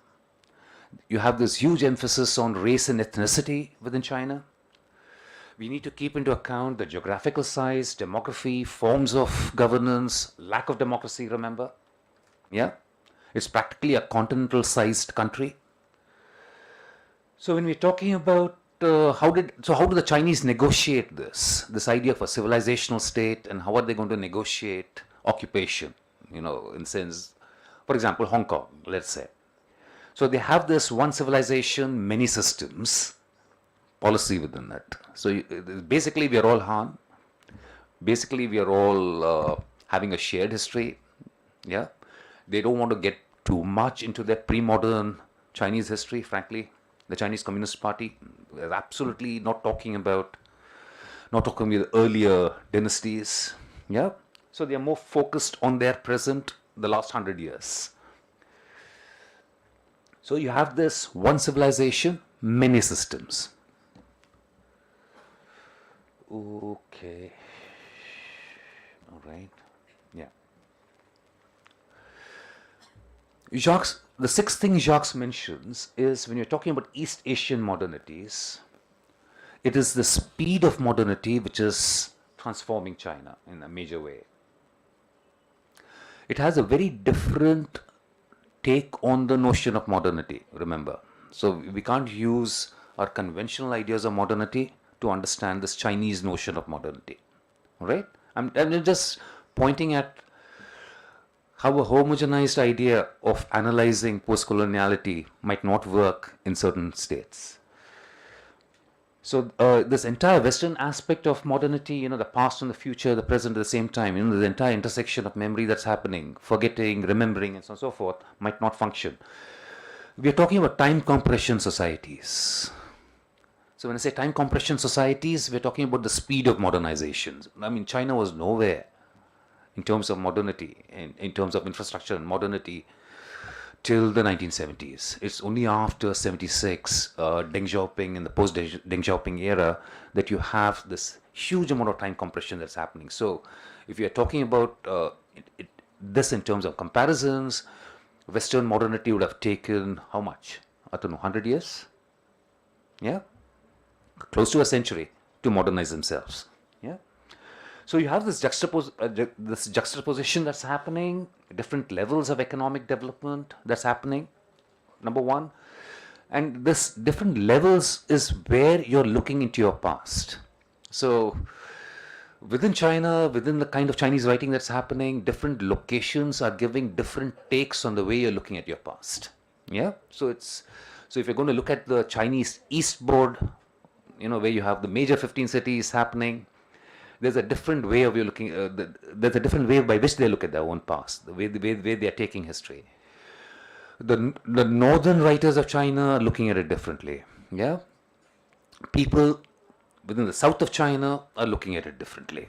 All right, so it's not uniform. That's why this huge emphasis of the Communist Party to have a sanitized, legitimized version of history right now. Yeah, so that you would absolutely fine that yes, though they are archaeologically conserving sites in China, but they're not getting into proper academic studies into their pre-modernity. That's not happening. Yes. All right. Because you have different levels of economic development. Remember, 80% of China is rural, all right? So what you see as the factories of the world is on the eastboard, yeah? So you have this huge difference and this huge connect with the countryside. All right, so it's not as if rural China is unconnected with the urban settlements. So you have this huge connect, and this huge connect is actually giving you this feedback loop from history. The feedback loop, in the sense, rural China is, how should I put it, better connected to the communist roots of the party, unlike the urban spaces in China. Yes? So you have a constant corrective happening there. That's happening. So you have China, which is deeply engaged with its own past. Remember, it's not innocent. They're actually choosing what they want to look into. Yeah? But they're absolutely aware of their civilizational status. They're absolutely aware of their historical status. Yeah? Seventh, remember, 49, the Communist Party came in. 89, you had the collapse of European communism. And by 78, you're having probably a very, very remarkable economic transformation of a nation. All right? So these are three major markers that are happening. And remember, this entire period from 89 onwards has been to defeat communism. You know, it is all the part of the Cold War strategies. Jacques goes on to say that yes, for several decades to come, China will be having the characteristics of both a developed and a developing country. So it's not going to, we can't say, unlike the US or the first world developed nations, we are not talking about uniform development in that sense. Yeah. And Chinese modernity, if you're looking at Chinese modernity, you'll have to recognize that a large segment of that country will continue to live in what is termed as a different historical period. So it's not uniform everywhere. Yes?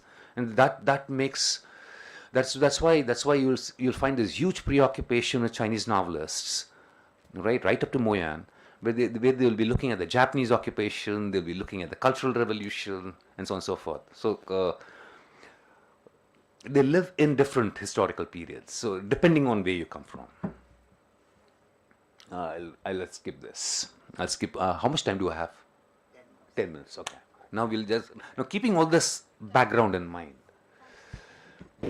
Now, when it comes to post-colonial studies in China, they had a huge problem. I mean, there is a methodological problem. How do you apply post-colonial studies in a way to a country like this, which it has been occupied, yes, colonized, no, in that sense. Yeah. Intellectually colonized, yes, but materially colonized, no. Yeah. How would you look into it? And how did they receive post-colonial theory from the 70s? Now, second world and the third world, and this was what Chairman Mao had brought about. You know, Mao Zedong talked about the first world. It's going to be the U.S. and the Soviet bloc. The second world is going to be Japan, Canada, and so on and so forth. And the third world is going to be the global South. All right, and somewhere you need to have a connection between the third world and the first world. And Frederick Jameson just brought about his work on capitalism and third world literatures at that particular period. And that was the first post-colonial work that was translated into the Chinese. Yeah. And it was very well appreciated by the Chinese because Jameson actually looks at a Chinese author there, Lu Zhu, what was it? The Mad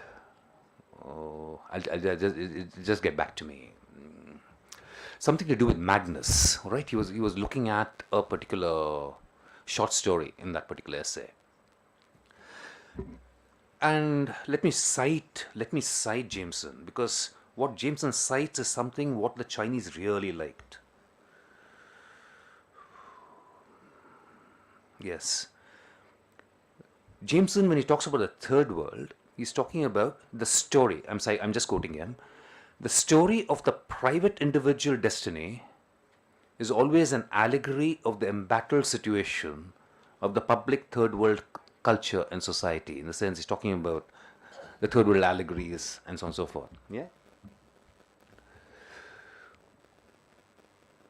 Extremely well received, Jameson. In the sense, they understood it fell within that larger communist narrative. In the sense, how do we perceive ourselves within the three structured world order at that particular moment. Side, they had a major ambiguity. Major ambiguity in the sense, Side is Foucauldian in nature. In the sense, he uses the nature of Orientalism. It's seen more as a discourse. It's not seen in a material way. For him, it's a discourse. Side doesn't look at it in a material way. That's a major critique against Freud, against Side. They had a problem in the sense they found it ambiguous because Side's Orientalism, though he does talk about political structures, he talks about the idea of the corporate Orient and so on and so forth, it's still very textual. Still very textual. And this intersection between the idea of the textual and the political is something that the Chinese were trying to understand. In the sense, he doesn't look at India and China in Orientalism. Yes, though he says yes, Orientalism began in India. Let us say, just as an example, it began in India, 1785. But he refuses. But his Orient is the West Asian Orient. It's not the Eastern Orient. He does make an attempt to correct that with Cultural Imperialism, the next book of his. But he still does not engage with China. All right. Does not engage. And who are the people who have engaged with China right from the time of Orelstein downwards? All right, it's always been the archaeologists who have engaged with China. But Side does not. So his idea of the Orient is still a very textual Orient. The Chinese had a problem with this in the sense they found the last century to be a century of humiliation. In the sense, you had this the three opium wars that happened with the British East India Company. You had the Japanese occupation of Manchuria. Large number of things have happened in the 100 years which have not been acknowledged and which cannot be explained by Side's discourse in that sense. It's a material problem. They viewed civilization as a material idea. Yeah. But they had a better connect with Bhabha, Homi Bhabha. So if you look at how Bhabha was, especially Bhabha's ideas, the idea of hybridity, the notion of a nation, and so on and so forth. So all your recent Chinese discourse is all about this resurgent Chinese nation and so on and so forth. Hybridity is selectively understood within China because hybridity would, in a way, defeat this larger idea of a pan-Han image that China has. Yes? So it's a very selective way they have received post-colonial theory, right? To some extent, it's better to look at John Meshamier's article on China's unpeaceful rise, because this particular one is where he's looking at a peaceful rise of China, right? But Meshamier is a major critique of US foreign policy, actually. So this was an essay that came out in 1996, remember? And by that time, and that was a time when China was already becoming a massive global factor.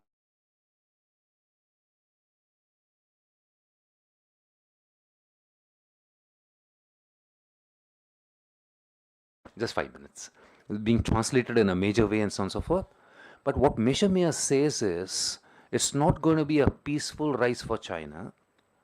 And this has a massive, this is a way by which you could understand and analyze the nature of the Chinese state And if you're going to look at Chinese literature, how do I understand all this?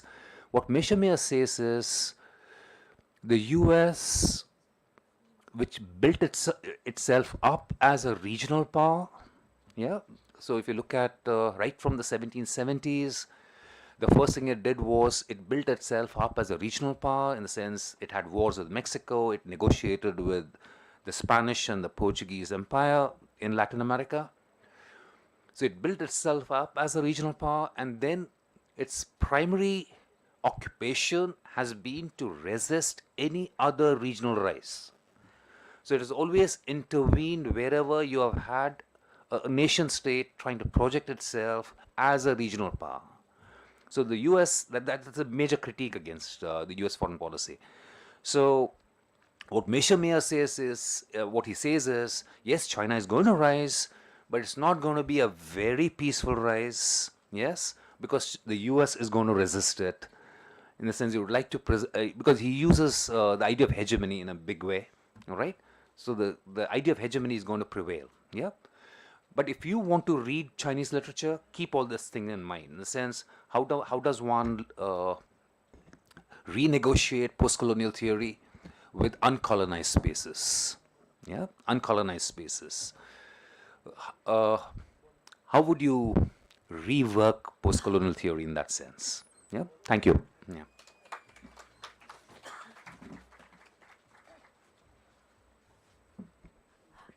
Thank you, sir. Thank you for throwing light on the problems of post-colonial studies in Chinese literature. Participants are requested to note questions in their books, and now we are proceeding with another session that is by Dr. Atanu Bhattacharya. He will be speaking on research prospects in English studies, the technological turn. I would like to introduce him. Dr. Atanu Bhattacharya is a professor and chairperson in the Center for English Studies at Central University of Gujarat, Gandhinagar. He completed his studies from Jawaharlal Nehru University, New Delhi, and the University of Warwick, UK. His research interests are focused on the interaction between technology studies, English language studies, and cultural studies. His current research interests are specifically in the area of textbook production during colonial times and science fiction as it developed during the 19th century in and around the city of Kolkata. He has published in national and international journals, as well as has translations and reviews to his credit. He has co-authored with Preet Hiradar, ICT and English Language Education, Bridging the Teaching-Learning Divide in South Asia. He is also working on a book project on science fiction in colonial spaces. He is currently collaborating on a project funded by the Hornby Trust, UK, that explores the production of textbooks in colonial India. I would like to invite, Atanu sir.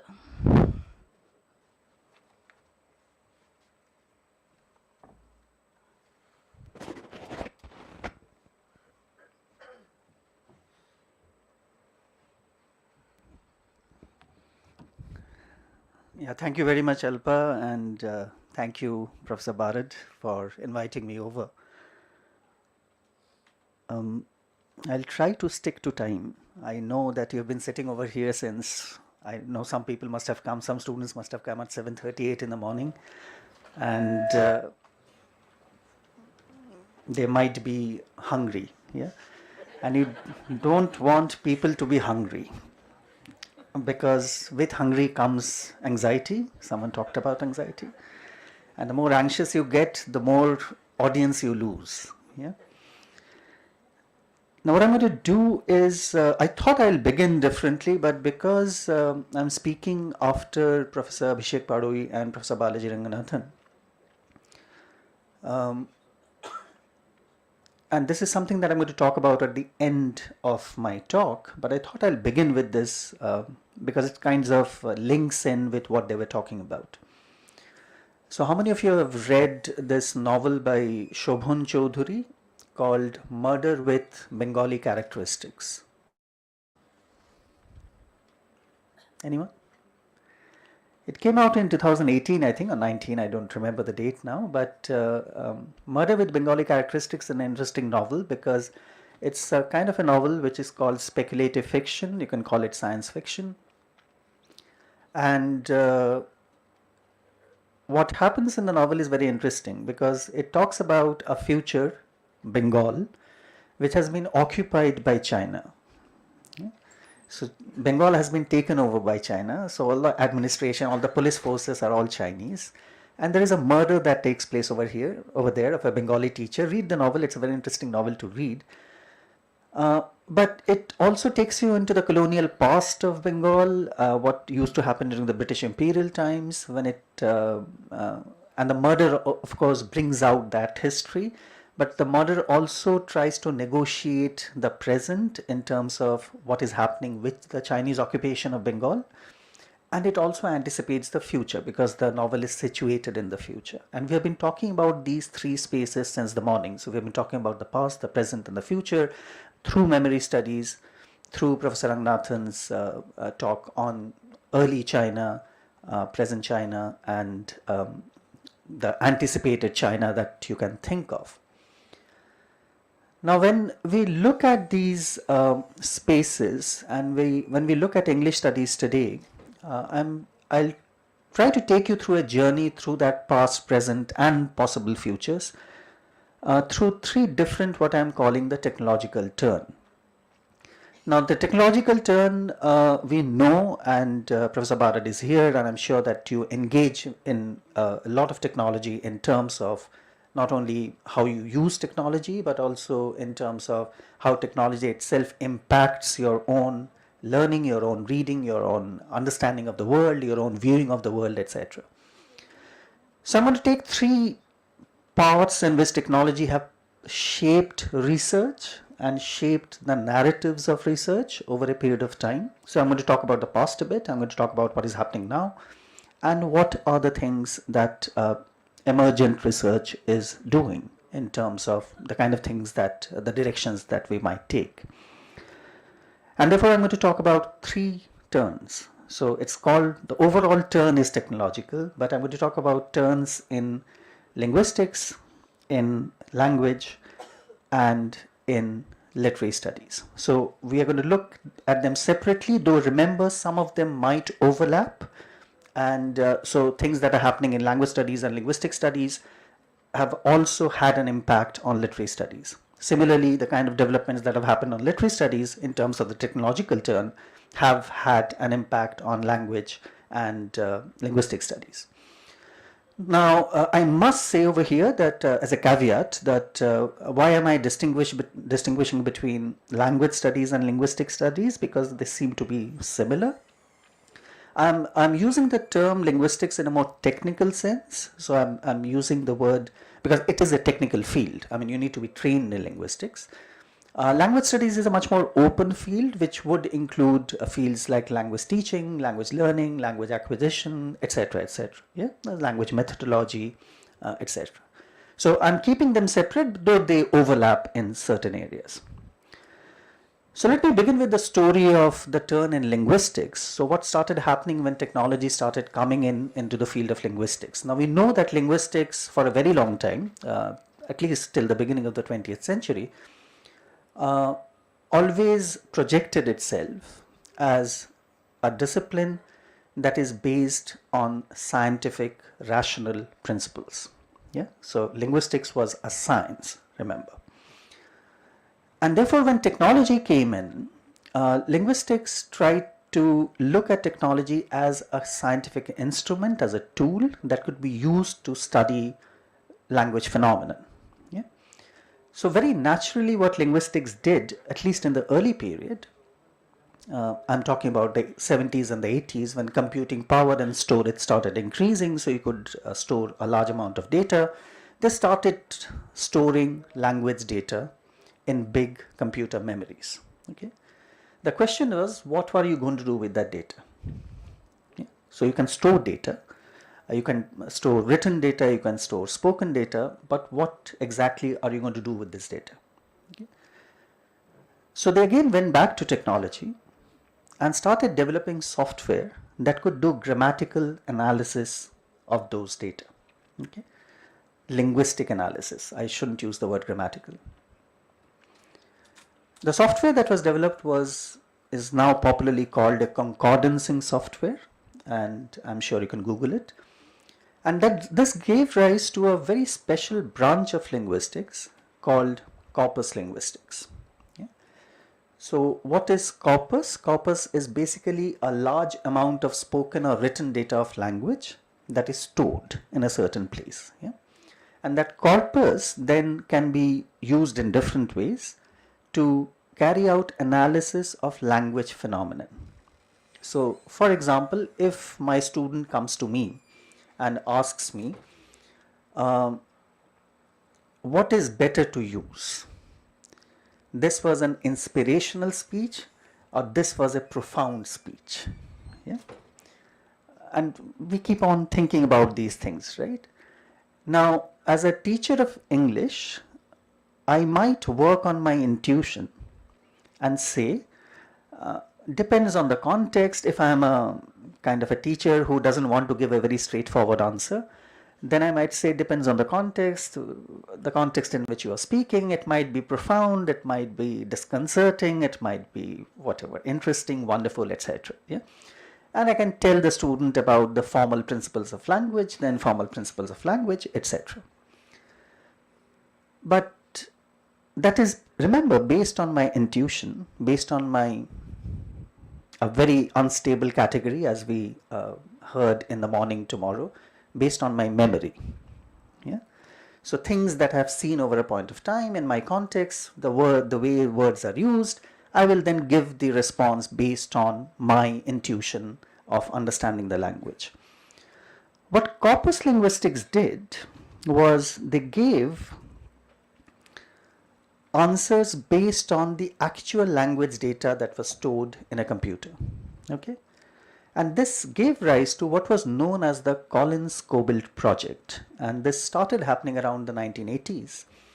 So a commercial company, which was the Collins Publishing Company, they started storing this data and also analyzing the data for questions like this. So which is a better word to use in a certain context? Which words are correct to use, or which words, they might be grammatically correct. If you remember Chomsky, so Chomsky once said that a sentence like green ideas sleep furiously is a grammatically correct sentence. There is no problem with the grammar of the sentence, yeah? But it doesn't mean anything. Yeah?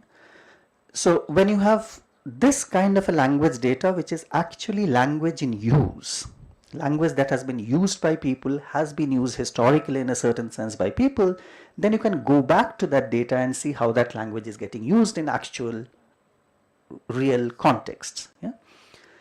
And this became a very interesting linguistic project during this early period of time, primarily because technology was now available to store huge amounts of data. So that was the major reason why corpus linguistics developed. The Collins-Cobalt project, now every dictionary, I'm sure all of you look at dictionaries. I hope it is still fashionable. So when you go to a dictionary today, there is no dictionary that is either printed or online that doesn't use a corpus. So it's become the norm now. No dictionary will ever publish itself without the help of a corpus. They have access to a large number of corpuses, and then they use that corpus to produce lexicography. So the earlier project that you see in corpus linguistics was mostly building of dictionaries.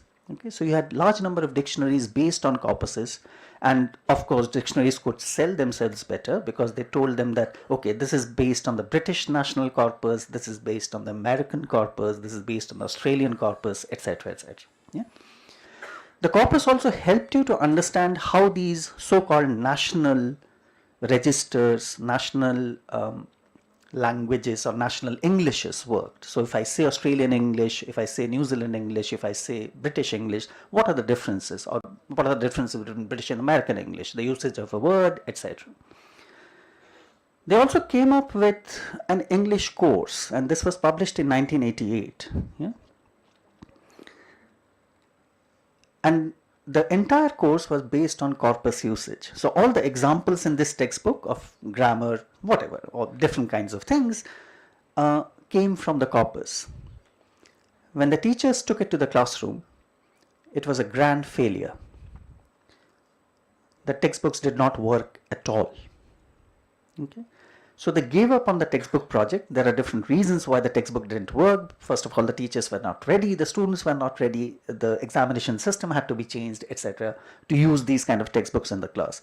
But let me assure you that many of the textbooks that are produced now, especially by big companies, are mostly based on corpus now. So it's actually usage of language that I use. So if you have done your scope, then language in use, the Cambridge textbook that you use, is based on a corpus. It's based on the British National Corpus, yeah, etc. So this is one area that technological turn took. Just to give you an idea what the major corpora are, and this is just for information, and you can go to these sites. Most of them are free for certain amounts of entries. So British National Corpus allows you to search for things. So what you will get in a corpus is what is known as a string. So you will get a string of sentences if you want to search for a word like data or input or whatever. So what it produces is strings. So British National Corpus gives you 50 free strings. But if you are a researcher, if you read, or if you are really interested to know more about it, and if you say that I want to see more, they will say, okay, pay and then see more. Okay, so there is a paywall involved in many of these corpuses. Okay, they're not free. There is a corpus that is free, which is called the OLAC. It's called Open Language Archives Community, which is, so if you just Google OLAC, O-L-A-C, Open Language Archives Community, it's free, you can access, and it's made like Wikipedia page where a large number of people get together and they keep on feeding into that corpus different kinds of things. It has an inbuilt software, which I mentioned, concordancer, which can help you to understand different kinds of grammatical patterns. Yeah? So this is one thing that that linguistics underwent in terms of the technological turn. The second thing, and I'll try to be a bit more quick with this, is around the 70s and the 80s, there was the development of something called the systemic functional linguistics. So this is the second turn that linguistics did. People who are interested in linguistics would know that this was started by someone called Halliday, and along with a large number of people. So what Halliday believed was that grammars till now are based on intuitive language. Okay, people have not really gone into the field and seen how people speak, how people write. Now remember, these are related. So with the development of corpora, where you have large amount of data of how people write, how people speak into the computer now, you could now look at that data and say, well, this is the rule of grammar that was taught for 200 years. But when people actually use it, they don't seem to use that rule of grammar very frequently. Yeah? And therefore, a revision of the way language operates needs to happen. This gave rise to this entire thing called the systemic functional linguistics. As the name suggests, it was based on functional language, language functions, how language operates in certain functions, etc., etc. What is the functionality of language, in which context languages operate in a certain way, etc. The two major concepts, again, I'm not going to completely go into SFL, the systemic functional linguistics, but the two major concepts of systemic functional linguistics was the concept of transitivity and the concept of modality. So what is transitivity? People who know their grammar, I'm sure that all of you have done some amount of grammar. Transitivity is basically the property of a verb in taking an object. We know that in English certain verbs take objects, certain verbs do not take objects. Yeah? So I can say, and this is a test so that everyone wakes up and doesn't feel hungry anymore. So if I say Amit helped Shweta, yeah, this is active voice or passive voice? Active voice. So how do you make it passive?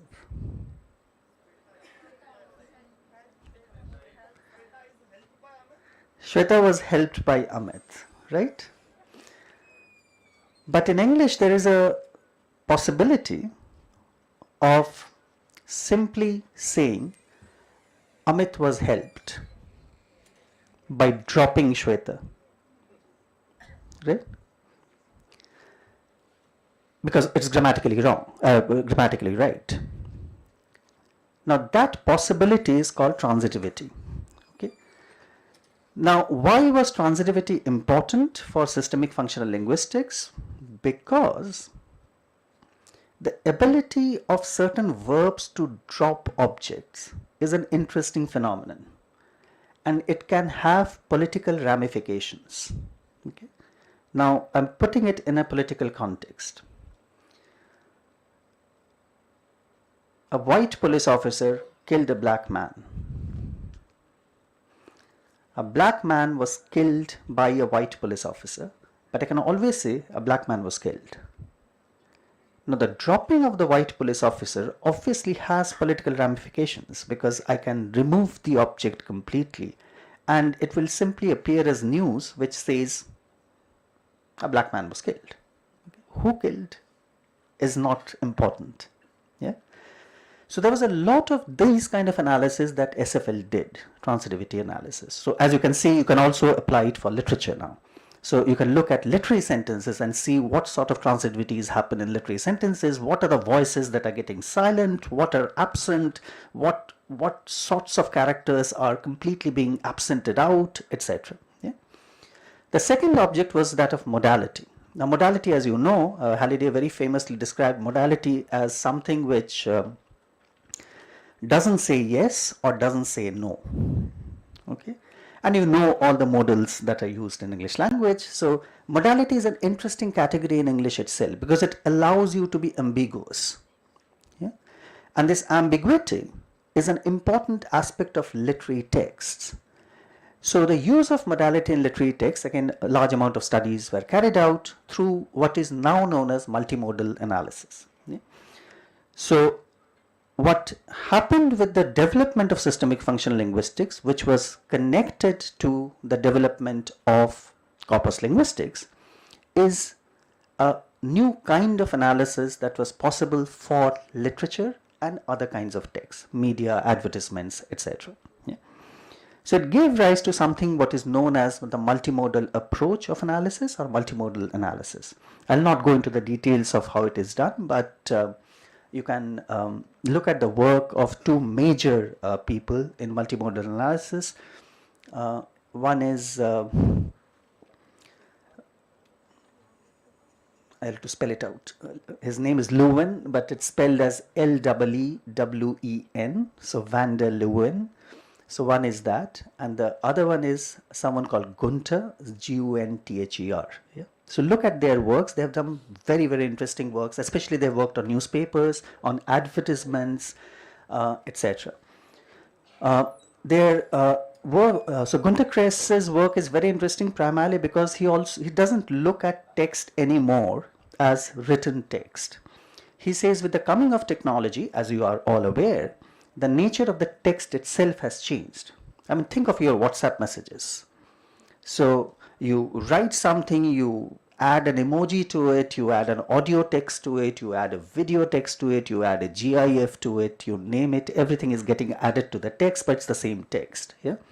One of the very famous examples of this is when someone messages you, let's say late in the night, and you don't really want to engage, you might send a Z emoji, you know, the Z emoji, that's ZZZ, yeah? So I'm sleeping or I'm sleepy, etc. But you don't need to send it, but you still do that primarily because there is a certain kind of solidarity function that operates. So you are basically saying, I'm not your enemy, I'm your friend, but I can't talk now. Yeah. So all these things can simply be expressed through the emoji of the Z. So you don't have to write all that. So I am a great friend of yours, I am not your enemy, so please understand me, etc., etc. You simply send that emoji, so it functions in a different way altogether. Now, because of that functionality that different sorts of texts have, Gunter Grass looked at these functionalities of text, which are images, GIFs, etc. So please do consult his work in terms of multimodal analysis. It's very, very interesting work that he's doing. He recently passed away, by the way. The second thing which I'm very quickly going to skip over is the turn in English language studies, and this is primarily through CALL, or computer assisted language learning. Now, of course, mobile assisted language learning. Probably we will again come back to CALL because now it is chat GPT assisted language learning. So we'll probably come back to CALL again. Yeah. So now there is a stage through which it has gone. I'll just I'll not show you the definitions because we don't need that. But the 3 stages through CALL has gone is known as the behaviorist call. So basically where you give language to students, they repeat the language, a computer is placed in the room. All of you have gone to the language lab, right? So language lab generally has a software. So the software then tells you to do certain things, you do it, etc. That's the early model of behaviorist call. The communicative call is when you interact with the computer in certain ways, and the computer allows you to interact with it. And the third one is integrative call, which is what is happening now. So you give prompts to the computer or to the software, and based on the prompts, the software produces things for you. Okay, just nothing to do with what I'm saying now, but just a digression. Be careful with ChatGPT references if you are using ChatGPT, because it refers to texts that don't exist. Yeah, so be a bit careful with ChatGPT if you are using one. I don't know how many of you are using ChatGPT. So if it is saying that this text exists, please check whether the text exists, because many of the references are all well, sometimes made up. Yeah, so be a bit careful. So that's the integrative call. So I'm not going to spend too much time over there. All of you know about it, I'm guessing. So let me come to the turn in literary studies, and we know that the 2 major developments in literary studies that has happened over the last 5, maybe more than that, 15 years or 20 years, is what is known as digital humanities and digital cultures. Yeah. So a large amount of literary studies. It's good to see when I was going through your presentations, at least the topic of your presentations, I could see that some people are working on memes, I think. There is a paper on memes.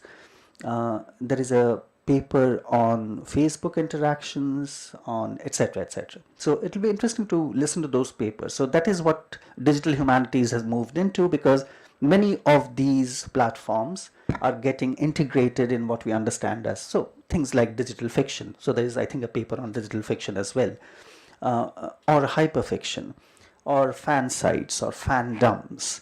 So I don't know whether you know about this famous, there's a very interesting paper on this as well. So there was this blog page called Teen Moms. And Teen Moms were primarily, you remember that famous series? I keep on forgetting its name. Eclipse is one of them.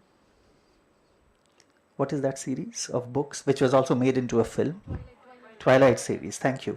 So everyone knows here, over here. So in the Twilight series was generally seen as a teen pick. It was more seen as teen literature. But the blog that was studied by quite a few people actually had women all above 45. Yeah. And they would comment on it, they would have their own fictional take on it, etc., etc. So these kind of things that are now taking place on the virtual space is something that obviously interests people who are in literary studies, people who are in cultural studies, etc. What I'm going to do is, I'm going to talk about a typical kind of a turn that has happened. Okay, and within this technological turn, there is also this, what is the pictorial turn. We know that technology operates primarily through a certain regime of visual culture. Okay? So visuality is very, very important for technology, especially the kind of technology that you see today. So the regime of visuality or the regime of the visual culture is very important to understand what is happening. And as a part of that pictorial turn, and the pictorial turn is not something that I talk about, I mean, it's a term that is used by W.J.T. Mitchell in a book called Picture Theory. And Mitchell, in his study, says that by the 1980s, because of the availability of technology, there is now what he calls, so he says, of course, at the beginning of the century, you had the linguistic turn. In the middle of the century, you had the theory turn, the turn towards theory. And now, of course, you have something called what he calls the pictorial turn, where images predominate in a certain way. Yeah? And as a part of that pictorial turn, you also have an interesting genre of literature that is evolving, and I couldn't find anyone speaking on this, at least during the conference, but I think one future anticipatory move that literary studies can take is, of course, the graphic narrative. Yeah? Now, if you look at the beginnings of graphic narrative, it's a very recent phenomenon. Okay? So it begins somewhere around the 80s. 86 is the second book that you see on the screen, Mouse. So the first volume of Mouse was published in 86. The second volume of Mouse was published in 1992 by Art Spiegelman. Talks about his father's experience, more of a kind of a testimony. Father's experience in Auschwitz. So his father was a Jew who migrated to America, and at the end of his life, he recalls his experience in Auschwitz, and then he makes it into a graphic narrative. He doesn't like the word graphic novel, Spiegelman. He says it's comics. So what I'm doing is comics. The only difference between comics and me is I'm doing serious comics. The others are not doing serious comics. So this is serious comics about people's suffering and pain. The second book that shot into significance, again late 90s, was again this autobiographical testimonial form that was used. The third book that you see on the screen was Marjane Satrapi's Persepolis. Marjane Satrapi is an Iranian woman, and she talks about her experience of growing up in Iran after the Islamic Revolution. Okay? She, of course, goes away and starts staying in Europe, but she talks about as a child growing up in Iran, and if you're aware of the history of Iran post 1979, yeah, after the Islamic Revolution. And again, she portrays it within a graphic form. The third book, which is actually the first image, was done by a photojournalist who visited Palestine, again if you know the history of that place, during the first and the second Intifada. This was during Yasser Arafat's time, and he visited both during the first and the second Intifada the Palestinian resistance movement against what they called Israeli occupation in the Gaza Strip. Now again, he was a journalist, remember, he could have written about it. But what he does is he makes it into a visual form. Again, a very interesting text to go back to understand how visuality itself predominates. Because Sacco said, the writer of this book, Palestine, I couldn't have done it other than by drawing it.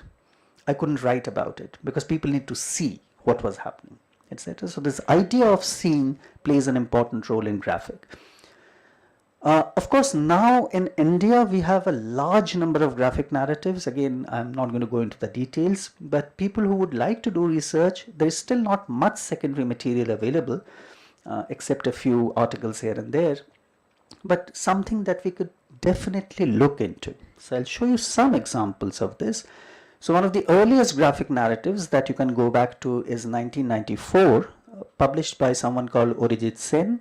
It's called River of Stories. It's a series of, again, it's a journalistic kind of a piece where he traveled with the NBA activists, the Narmada Bachao Andolan activists, when the dam was first coming up.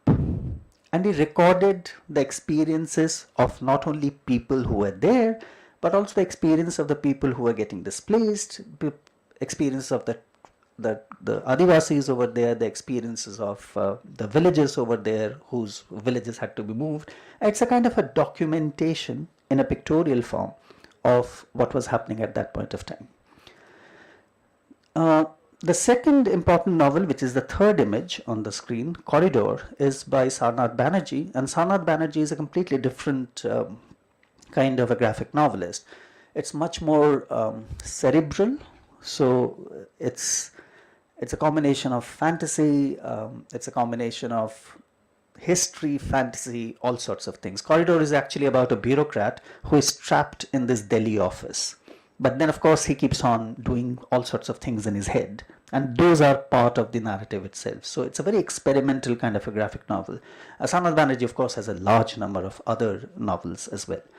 The third, which shot into fame, was around 2003. And it was called Kari, as you can see, by Amrita Patil. Amrita Patil, of course, has some very interesting work later as well. She has Soptika, she has Aranyaka, which is based on Mahabharata and Ramayana. So she has kind of created graphic forms out of it. But Kari was probably the first woman who published a graphic novel on the LGBTQ issue. So the story is about a lesbian girl and kind of an autobiographical story of that lesbian woman. Yeah, so again, the testimonial form. So it's interesting how graphic narratives employ the form of autobiography or testimony within the visual form itself. Okay, because remember, autobiography testimony is something that is always seen associated with writing. But it's interesting how the graphic form itself produces this autobiographical testimonial form through the visual image. Of course, there are other writers like Vishwajyoti Ghosh, Apu Pen. Please refer to Apu Pen, one of my favorites.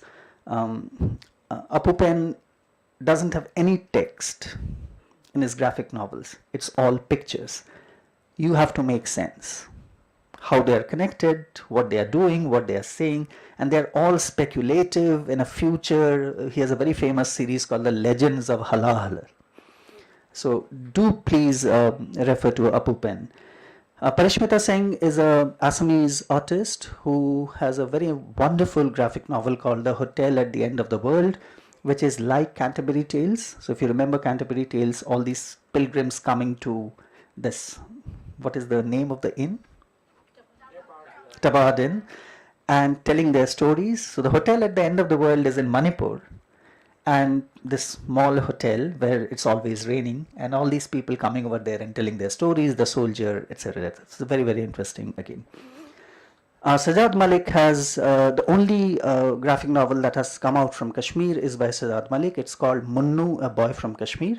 Again, his own experience of living in Kashmir, but also has Kashmir historically represented over there. And Varud Gupta has a wonderful book on partition from a child's point of view. Okay, so how a child looks at partition, etc. Again, I'm not even mentioning many other writers, many other graphic novelists who are operating now. So probably something that we could look towards. The second turn, and I'm going to finish in 5 minutes as I promised, is what is known as the speculative term. Now you have heard this word earlier in the day when Professor Parui was talking about the speculative fiction. Again, I will not go into the definition, but as you can see from the very beginning, speculative fiction is a large umbrella term, so it can include fantasy, science fiction, etc., horror, hybrids, cognate genres like gothic, dystopia, weird fiction, etc. So everything comes within speculative fiction. Okay, so this is another thing. Let's not go into the debates. I thought we'll talk about the debates, but if people are interested, we can talk about it during the Q&A. Now, speculative fiction is something that we think starts now. So generally we say that it was Amitabh Ghosh's Calcutta chromosome that started speculative fiction, okay? Which is not true at all. Because if you go back in history, you'll find that in India, speculative fiction started even before we had H.G. Wells or Jules Verne. So even before science fiction becomes a genre in the West, we already have texts which can be classified as speculative. And we can go back as early as 1835. Remember, Wells is writing in 1880s. Yeah? And it is important to trace this history because, interestingly, speculative fiction in India is always, remember this is the colonial period, is located within this very strange, ambivalent space of colonialism, where you imagine a future. Most of these texts are futuristic. That's what speculative fiction does. So you imagine a future, but you know that that future is constrained because of the constraints within the colonial power structure that you are in. So the colonial regime almost resists your ability to think.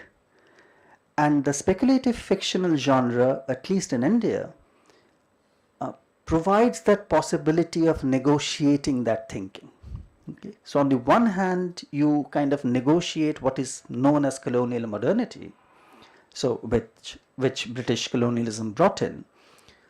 But at the same time, you are also anticipating, imagining a future that is probably not a part of this colonial modernity, but you can't imagine it. So you see the pulls and the push and pull that is happening within these forms of fiction.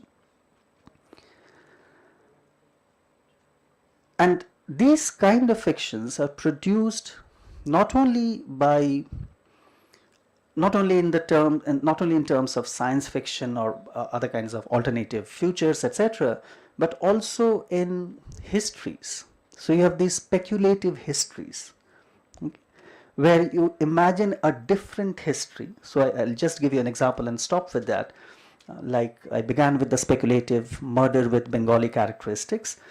So you have a history where the writer imagines what happens if in the third battle of Panipat the Marathas had won. Okay? And then you trace the history over there. Okay? So very, very interesting takes not only on a certain kind of colonial modernity, because remember history itself was a colonial modern phenomenon, but how history itself can be negotiated within that colonial modernity. So if you look at the text, it's not what is known as teleological history, it's not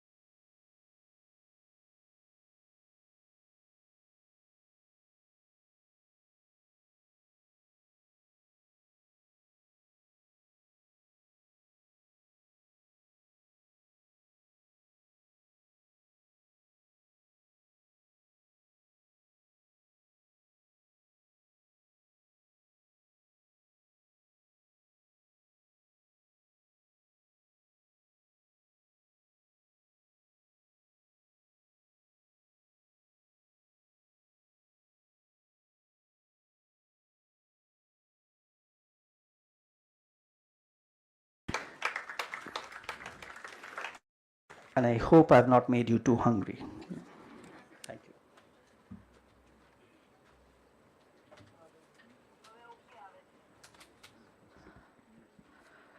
Thank you, sir, for talking about underexplored areas in English studies. And now the session is open for questions. Participants who have questions, they can come on the stage and they can ask to Balaji sir and Atanu sir. Please, Kishore.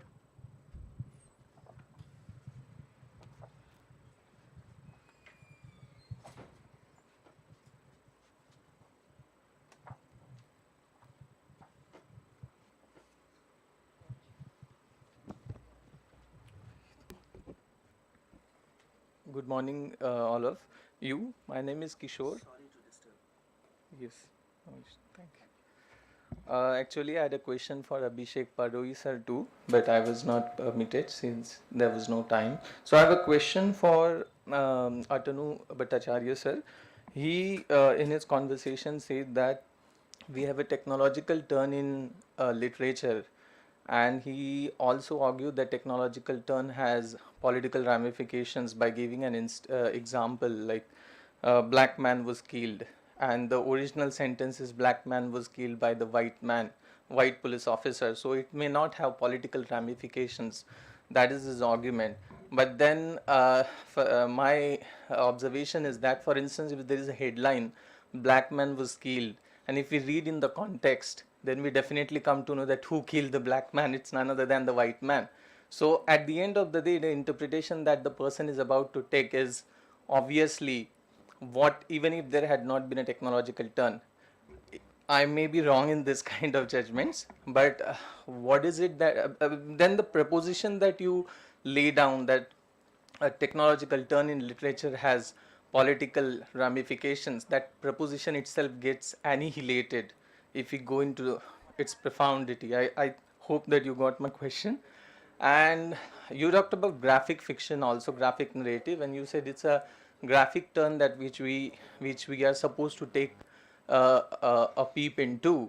And why is it that you propose like you inform we people to get into graphic narrative? Obviously your answer will be it's a new turn, and moreover the possible answer that I guess is that because it has a exceedingly a picture, it is exceedingly communicative and effective. That I may be wrong, but that may be your possible answer because it has a pictures. If so is the case, then do you degenerate the traditional way of writing? That is my question. And I have a question for Balaji sir too.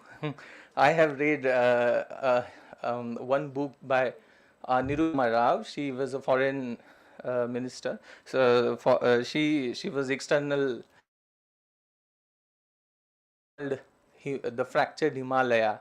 So wherein she talks about the the colonization of China.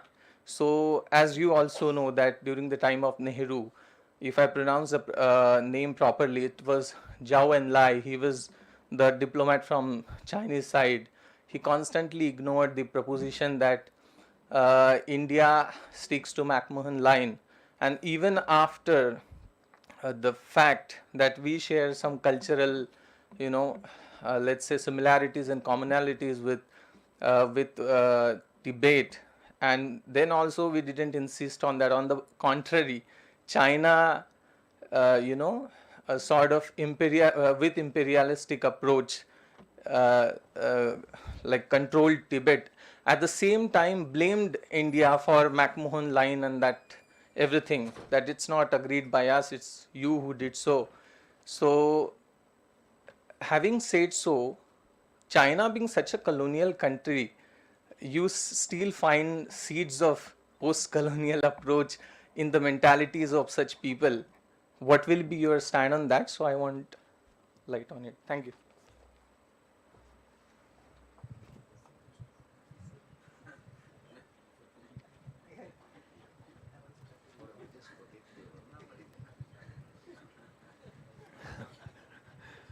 At times my memory tends to shift. Suddenly, yeah, we need to make a distinction between expansionism and colonialism. Yeah, so China is not colonizing. Remember, when we say colonialism, we're talking about an entire range of. We need to understand colonization, we need to understand imperialism, right? It's not an imperial China that is occupying, right? It's an expansionist China. So there's a difference between the two things. McMahon line, they never agreed to it. In fact, the annexation of Tibet was largely to do with the Indian engagement with Tibet, right? So it was seen largely as a preemptive action against a US. The CIA was extremely active at that time. It was seen as a preemptive action against the US-India axis at that particular period. Yeah.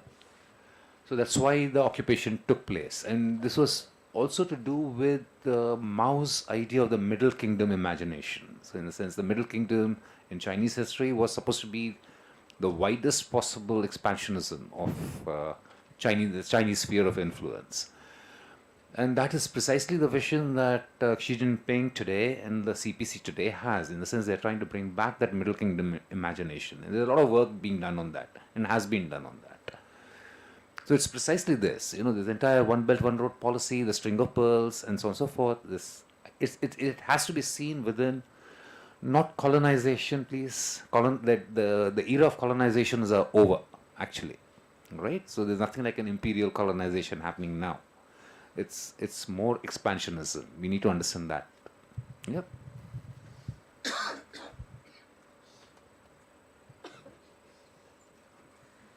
Very quickly to answer to your questions.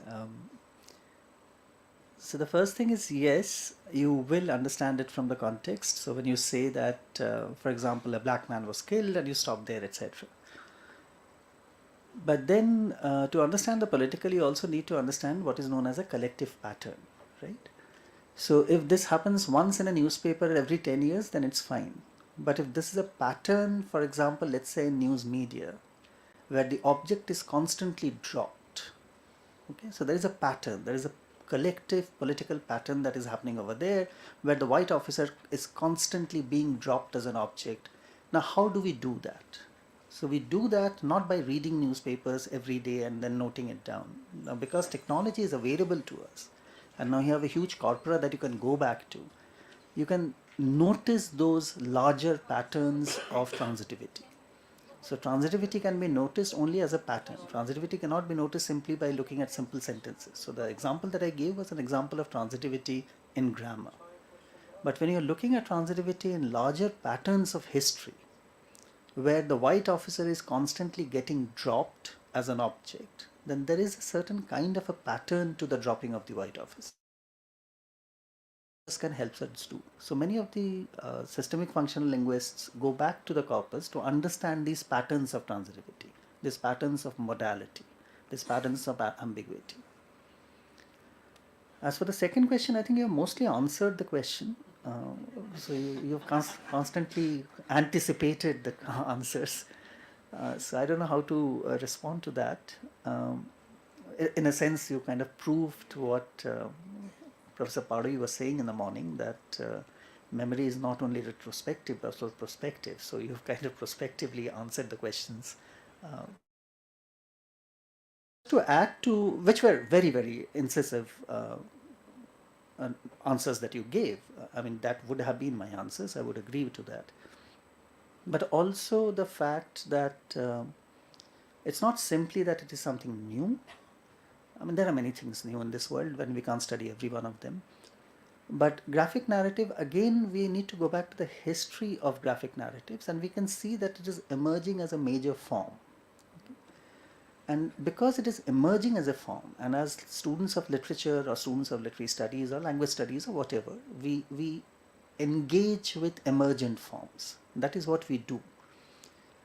So we don't only engage with content, we also engage with new forms that emerge. So for example, Professor Parui mentioned brain fiction or cli-fi or whatever. These are emergent forms that are happening at this point of time.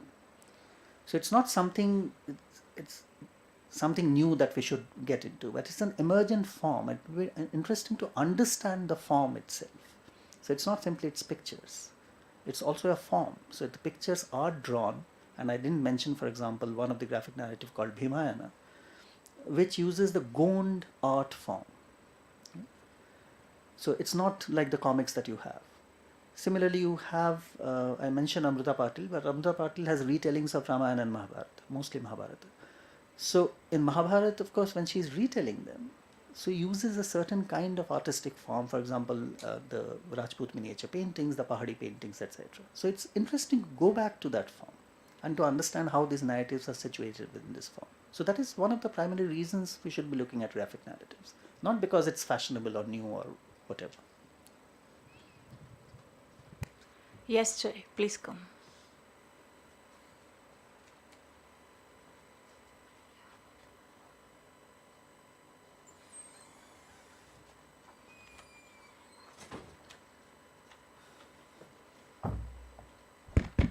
Thank you for your insightful lecture, sir.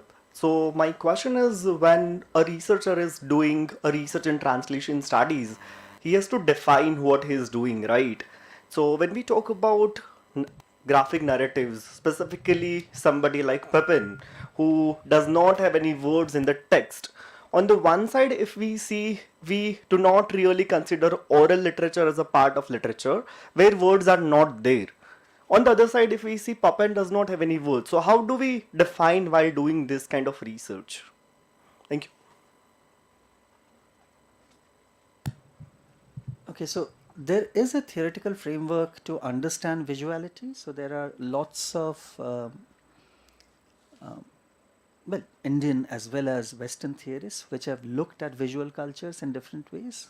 So right from colonial times, remember one of the most productive visual culture that happened was during the period of, let's say, 1765 to 1947, because the British were obsessed with recording. So what is known as recording terrain knowledge. Yeah? The entire discipline of geography was born during this period. There was nothing called geography. So when you start mapping rivers, when you start mapping land, you need pictures. So pictures play an important role in the colonization project itself. Okay. So you have a whole history of company art. But how do we define it in a sense? On one side, we are completely ignoring oral literature in terms of we are not really considering oral literature as literature because words are not there, right? So here again we do not have words. So how do we define it while doing a research? Yeah, so literature in a sense has expanded quite a lot now. So I don't think we simply say that the written text is literature. If we are doing it, I'm sorry, then we are still in the past. I mean, I don't think literature is defined anymore by the written text. I'm sure that many departments have film studies. So you don't... It becomes a question because I wanted to do a film studies. I was asked that how do we define film as a part of a literature? There are many good definitions of it. So you come and contact us, we'll let you know. Yeah. The Parchitra, Prabhuji, and so forth. The pictorial representations that you have of narratives in Rajasthan, the Parchitra and so on and so forth. You have, for example, Madhubani art is again a representation. Yeah, so you might not have the written word.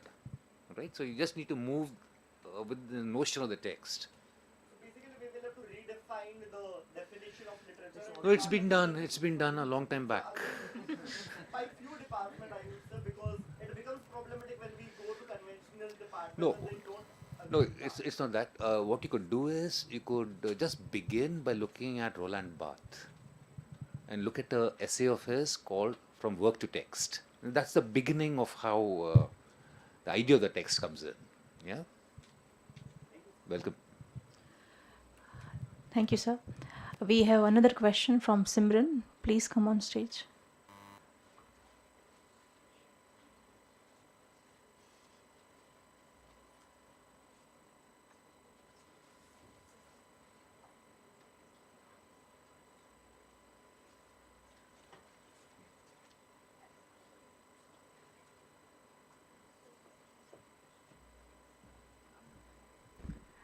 Hello, good afternoon. Thank you so much, sirs, for discussing various subjects that are left to be studied. I thank Atanu, sir, for that. Actually, my question is for Ranganathan, sir, over here. Sir, you said that you have a problem with nationality. I am very sure that that is a very personal review of yours. But if I look at you as a critic, so, looking at cultural studies for that example, how do we differentiate between nationality and culture per se when Macaulay actually defines Indians as barbarians, where he only saw India as a culture-less country, and it completely endangered the identity of nationality. So, Thanks a lot. I'm bang in my area. Thank you. All right. Now, I talked about nationalism, not nationality. Two different ideas, all right? Nationality has a lot to do with citizenship and the forms of citizenship. That has a lot to do with the forms of states, different states. Yeah. So, now my problem with nationalism is I consider it illegitimate, to be honest. And I'm not the lone person thinking about it. I mean, there's a long tradition of thinkers within India who rejected it. I mean, Tagore rejected it, Gandhi rejected it, yeah. Baba rejects it in a way, in the sense he finds, yeah, many people reject it. So that's not a problem in the sense. The second thing that you mentioned, Macaulay, and how do I look at culture? How does national identity look at culture? All right. Now, what is the problem with Macaulay? Tell me. he wanted Indians to be brown in color and English by taste.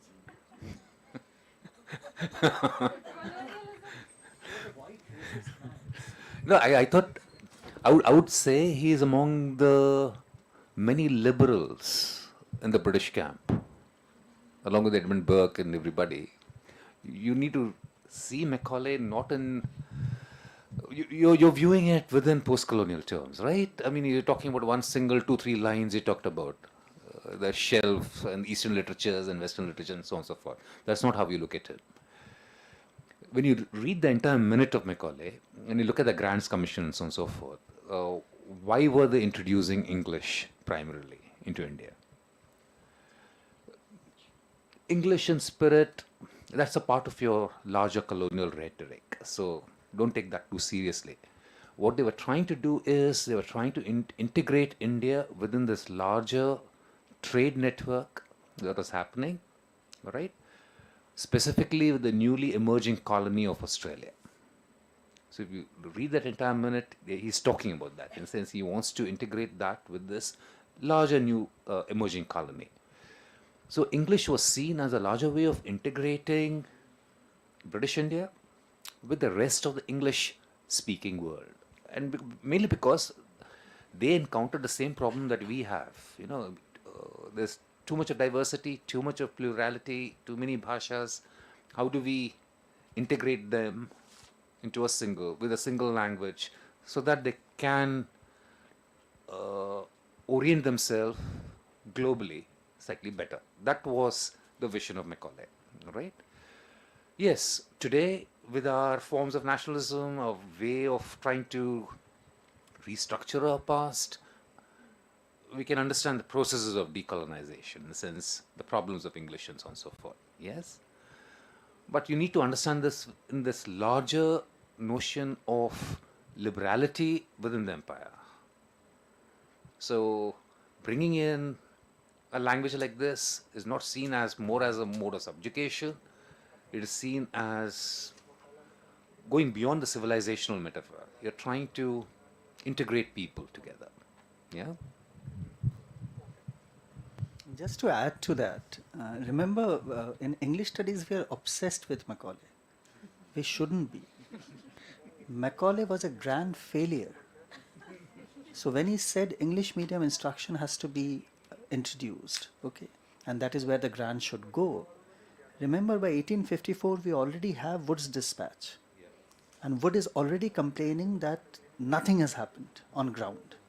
People are still studying in their own languages. There is a huge amount of translation happening.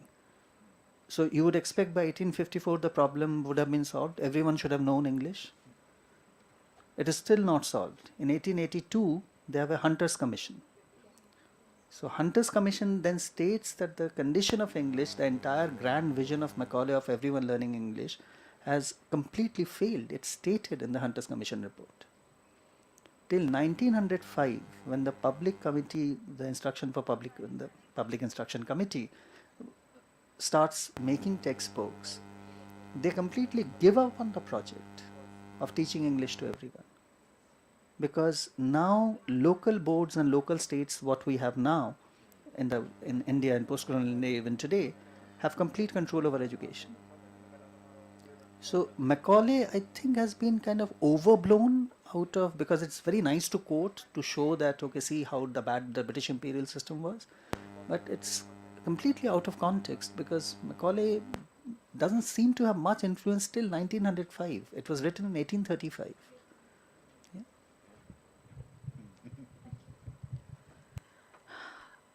Thank you, sir. We have a question from online streaming. Please display the question, Ronak. Here it is, the question by Parvani Sharma. Balaji, sir.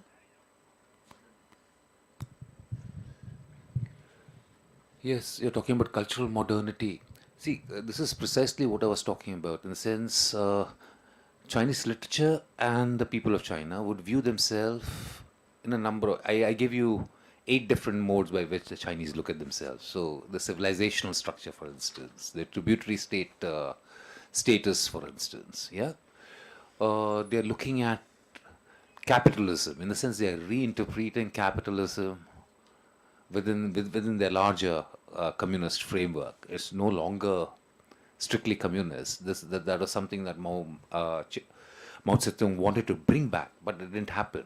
So this modernity you're talking about is this intersection of how the West is trying to interpret themselves, how the West is trying to interpret China actually, how the Chinese view themselves, and how does China interpret the West. So within this intersectionality, you're going to find how the Chinese view their cultural modernity. Yeah? Thanks. Thank you, sir. We have more 10 minutes for questions. Participants who wish to question, they can come on the stage. Please.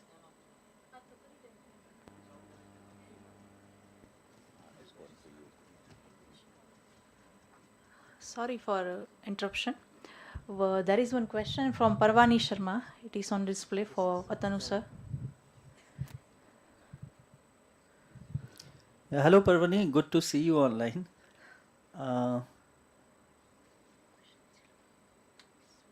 Yes, I mean, there will be a difference, Parvani, in the sense of the graphic novels generally will have a narrative. So that's why they are sometimes called graphic narratives. So for example, if you go back to Mouse, it is the narrative of Art Spiegelman's father, Vladek Spiegelman. Though he disrupts the narrative quite often, because it becomes a kind of a double autobiography. So it's also about Art Spiegelman, who's writing the novel, as well as about his father. And the mother's voice is absolutely absent, because what the father has done is he has burnt all the diaries that she used to keep when she was in Auschwitz. Because in one of the panels he says it's very bad memory, so I didn't want to remember them. Yeah? So it can be understood not only as a part of memory studies that we were talking about in the morning, but also a part of the larger pictorial turn that I was talking about. So you now can pictorialize memory in a certain way. Okay, so that is, and most of the novels that I talked about are kind of autobiographical, testimonial, sometimes biographical, etc. Now, because it has these literary characteristics in that sense, because they are narrative forms, they probably would have to be studied a bit differently in terms of studying a digital banner or a digital poster. Because the digital banner or poster, in terms of visuality or visual culture or the elements of design, etc., can be studied, just like graphic novels can be studied. But what differentiates graphic novels from a digital banner or poster is primarily the nature of the narrative itself. So which is a very literary thing. So the way the story is getting told, okay, or how memory is getting kind of represented in a certain forms. So I think that needs to be kept in mind. Thank you.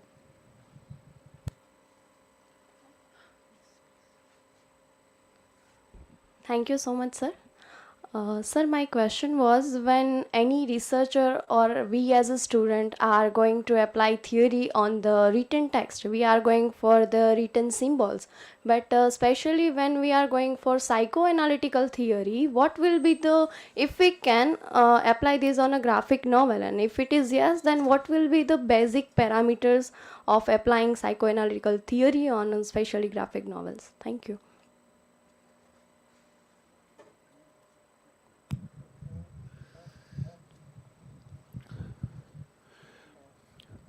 See, if you're using psychoanalysis just to discuss a literary text, right? It's fairly simple. You have the model and you're intersecting with the text. Graphic novels will present different problems, specifically with the idea of visuality. Yeah, the idea of visuality. In the sense, how does a particular image hit you? Yeah. Now your intersection of yourself with that image would be intimately connected with your notion of experience. So that's how you would have to approach it. In the sense, you would see it as a series of continuous images that are happening in the graphic mode, and you would have what is termed as your final mirror at the end of it. The moment you finish the graphic novel, you're going to have a final mirror. So you're going to have intersections of desire happening, intersections of trauma happening when you're looking at it.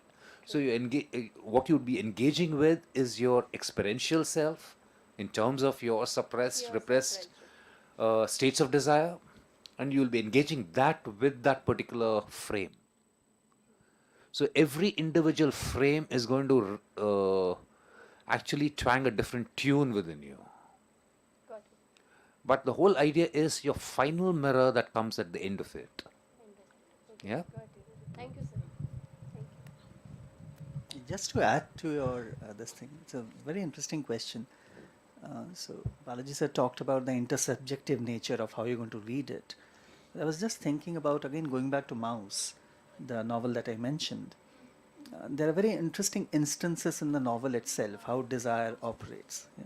So, for example, Art Spiegelman, who is the writer of the story, the narrator, the son, he asks his father this question in the middle of the book.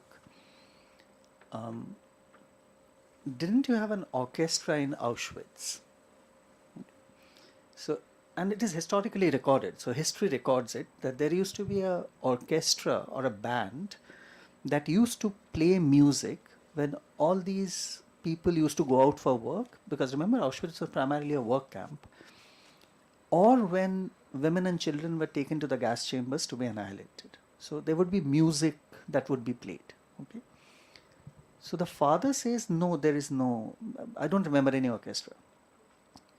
So the son then says, the person who is drawing the book, he says, but a lot of history books, a lot of testimonies talk about it.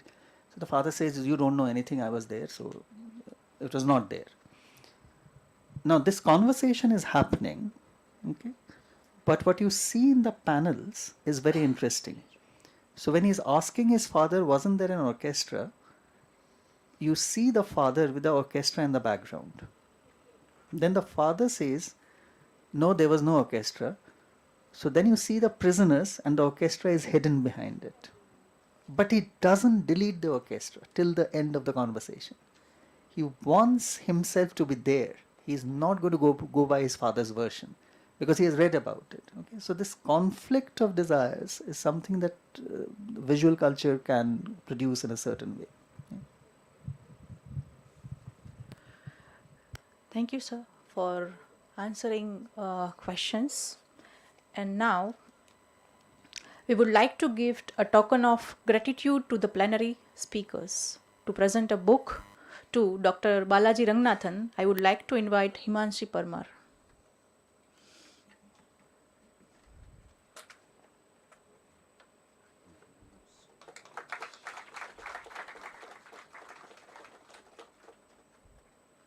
Thank you, sir. Thank you, Imanshi.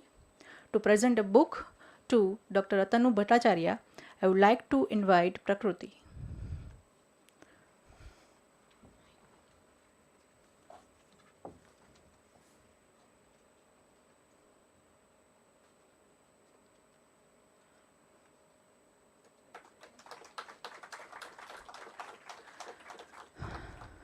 Thank you, sir. I would now like to invite Dr. Dilip Barad to deliver vote of thanks to our speakers.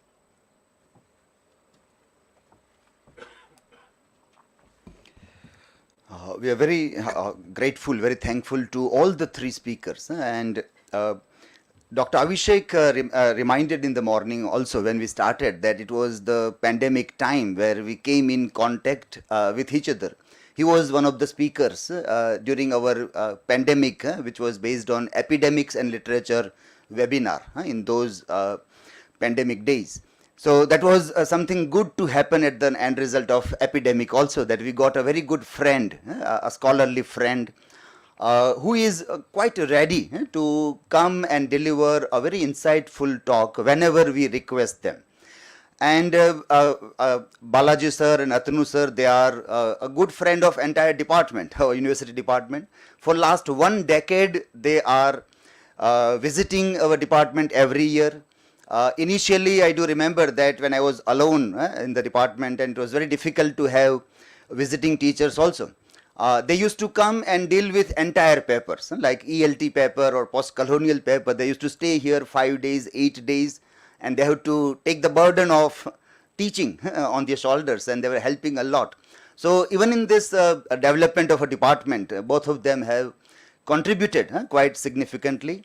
And we are very happy that whenever we call them, without any kinds of request that we have to make, just a WhatsApp message, and they say that which date, and the message will come, yes, we are there. So that is a good friendship of our department with these people that we are happy to see. And thank you everybody for contributing a very valuable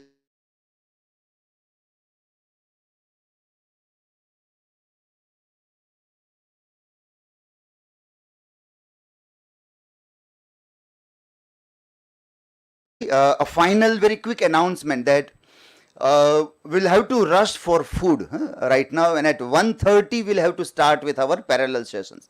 So as per your schedule, you all will have to move to your parallel sessions by 1:30. With whoever is present there, we will start our session.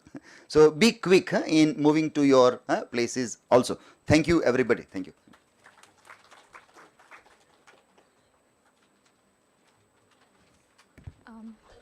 Yes, you can now move on for the lunch. And lastly, I would also like to thank Mr. Ronak Sanghvi, the founder of Red Dot Filmography, for the live sessions. And thank you all for joining us. You may now move for the lunch. A little bit of housekeeping announcement for participants who haven't registered. Your food passes will be available at the counter.